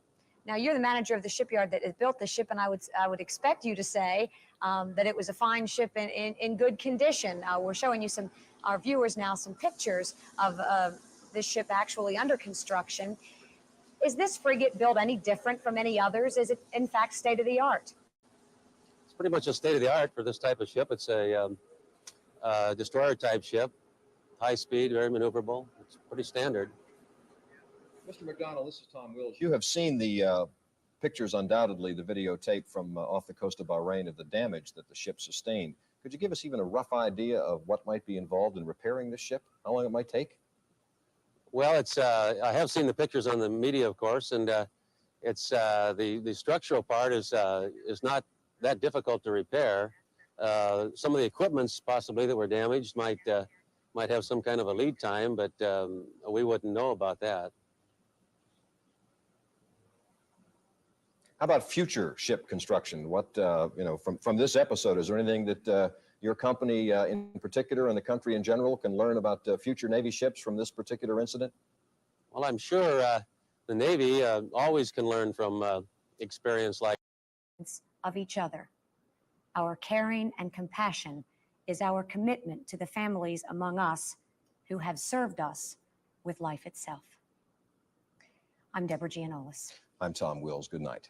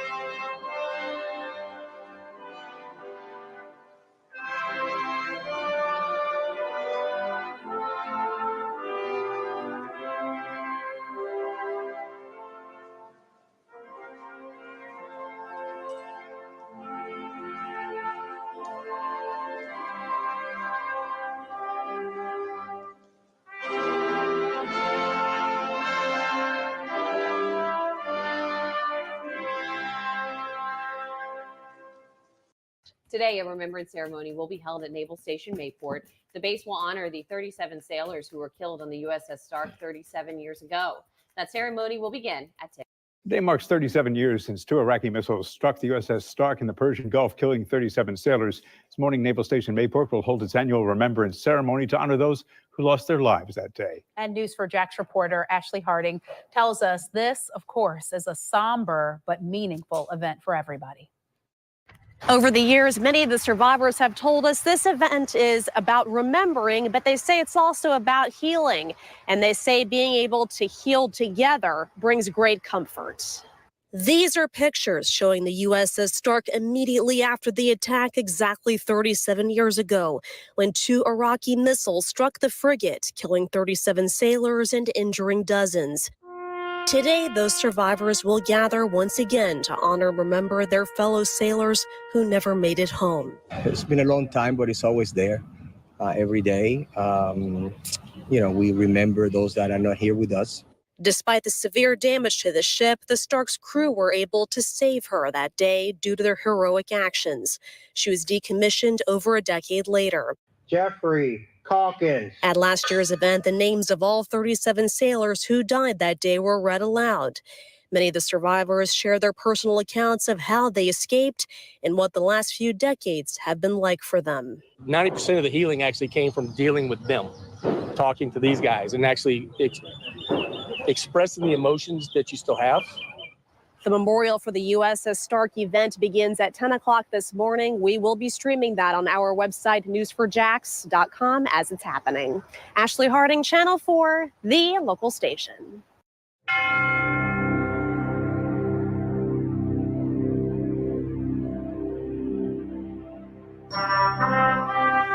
Our task today is simple and sad. To remember to pay tribute to those we loved. For some of us here today, our love is the unquenchable, unforgetting love of a wife or child for a fallen father, of a mother or father for a fallen son. Young Americans of the USS Stark gave up their lives so that the terrible moments of the past would not be repeated, so that wider war and greater conflict could be avoided. Yes, they were heroes. And because they were heroes, let us not forget this, that for all the lovely spring and summer days we will never share with them again. For every Thanksgiving and Christmas that will seem empty without them, there will be other moments too. Moments when we see the light of discovery in young eyes. Eyes that see for the first time the world around them and know the sweep of history and wonder, why is there such a place as America?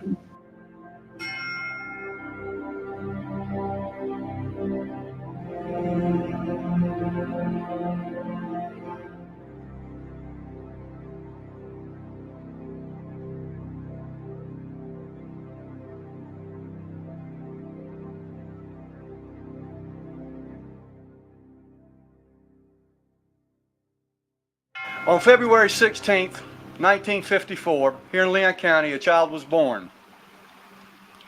This child was named Vernon T. Foster. His mother was the former Mem Gaines. His father is Leo Foster Sr. Vernon attended Leon County schools. Then he graduated with honors from Godby High School in 1971. On May 17th, 1987, Senior Chief Quartermaster Vernon T. Foster died in an attack while serving on the USS Stark.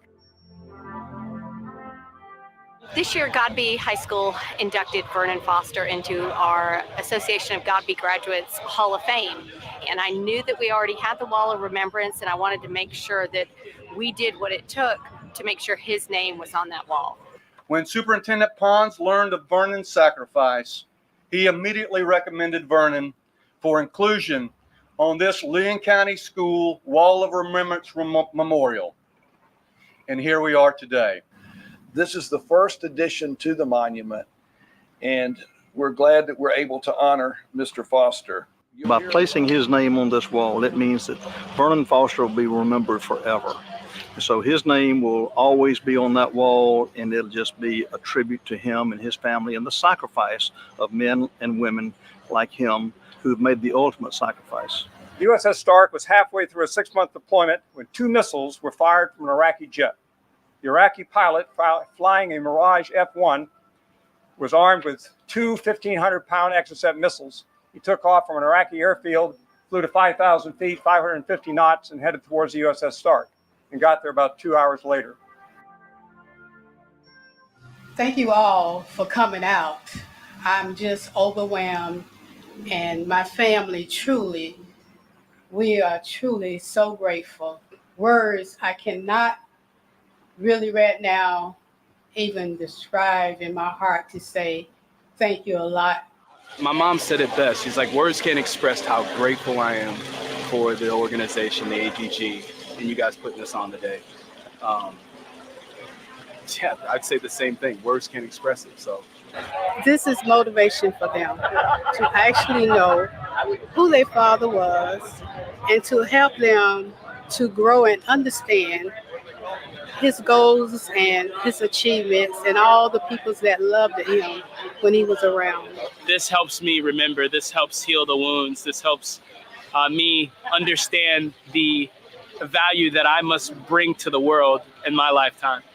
I think today was the first time I was just like, man, this is actually real. My dad's a hero. People remember. Like, one of the things I tell people that story when I'm speaking about the Stark, because I want them to remember how precious our freedoms are. I want them to appreciate life with their families and their friends. Well, I will tell you, and now I'm really starting to feel emotional because I had a brother, a father, and 3 brothers actually that served in the armed forces. And so I understand the sacrifices that have been made by many of the families that they've left behind. And I know how I felt as a young girl when my brothers left me. I've actually gone to every event locally that I can to honor the other families, the other fallen local and their families, because I just feel like we're kind of connected in a way, because of this shared experience. And so I just want to show my support. Seeing that name on the wall makes me say, hey man, people remember them in infamy, and it's a big deal. And it's a big deal to the families. I know that my husband would have been overwhelmed to actually be here and to see this happen. I just look at Jackie or Mitch or Manny, and I look at those guys and I go, here's some guys who have brought my dad back from the dead and have made his legacy real. And people are resonating with me. You can't help but be excited. You can't help but be grateful for that kind of stuff. So I am the man I am today. As crazy as this sounds, it's because my dad died, because he was killed. And the way he was killed, great men reached out to me, coaches, doctors, admirals, people who had served with my father or hadn't served with my father, reached out and said, what can we do to help you? And they've guided me to the man I am today. So I'm a better father because of that experience. I take relationships with heart, knowing that I may not see that person tomorrow. So we give love abundantly.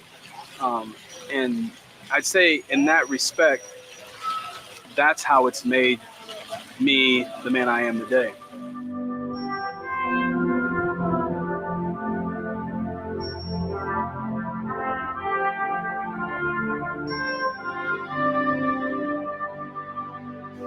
When brave men die, it is their deeds, not our words, that are remembered.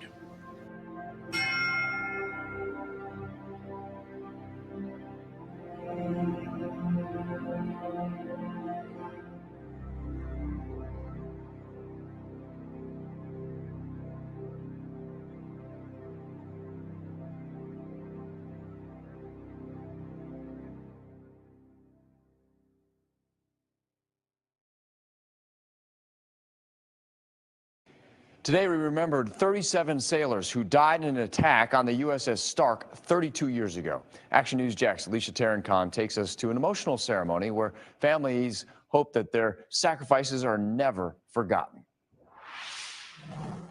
Quartermaster, Senior Chief Petty Officer, Vernon T. Foster. Vernon Foster was a chief petty officer aboard the USS Stark 32 years ago. His name and the names of 36 other sailors were read out loud today. A bell tolled for each life lost. He was a family man. He was a leader. For many families and survivors, it was the first time they came out here to Memorial Park to honor the fallen. But those who make it out here every year, I'm told it never gets any easier. We lost a great hero that sacrificed his life, not just for his family, but for his country and the whole nation. Ernestine Foster says her husband Vernon left behind 5 children. Today, his 2 sons honored their father's legacy here at Memorial Park as they do every year. He was here with me spiritually. He's here with me every day. And it's my mission to uphold that legacy, to continue to, whatever I do, wherever I go, to try to bring joy and peace and smiles and happiness to people. On May 17, 1987, the USS Stark was hit by 2 Iraqi missiles in the Arabian Gulf. Luther Paget survived, sharing his story with his son and grandson. I think it's pretty important for them to know what went on and see the results from that. Bunch of us getting together like family. They serve as a hero. They left a legacy behind. A sacrifice the next generation will carry on. Reporting at Naval Station Mayport, Alicia Tarancon, CBS 47 Action News Jax. Hey, it's me again, the dork with the camera. Remember when my Crosshawk audit turned into a First Amendment audit accidentally? Someone complain? It's 18 U.S.C. 795. Yes, it's been quoted many times, and the DHS memo of 2018, which is a revised. Oh my God.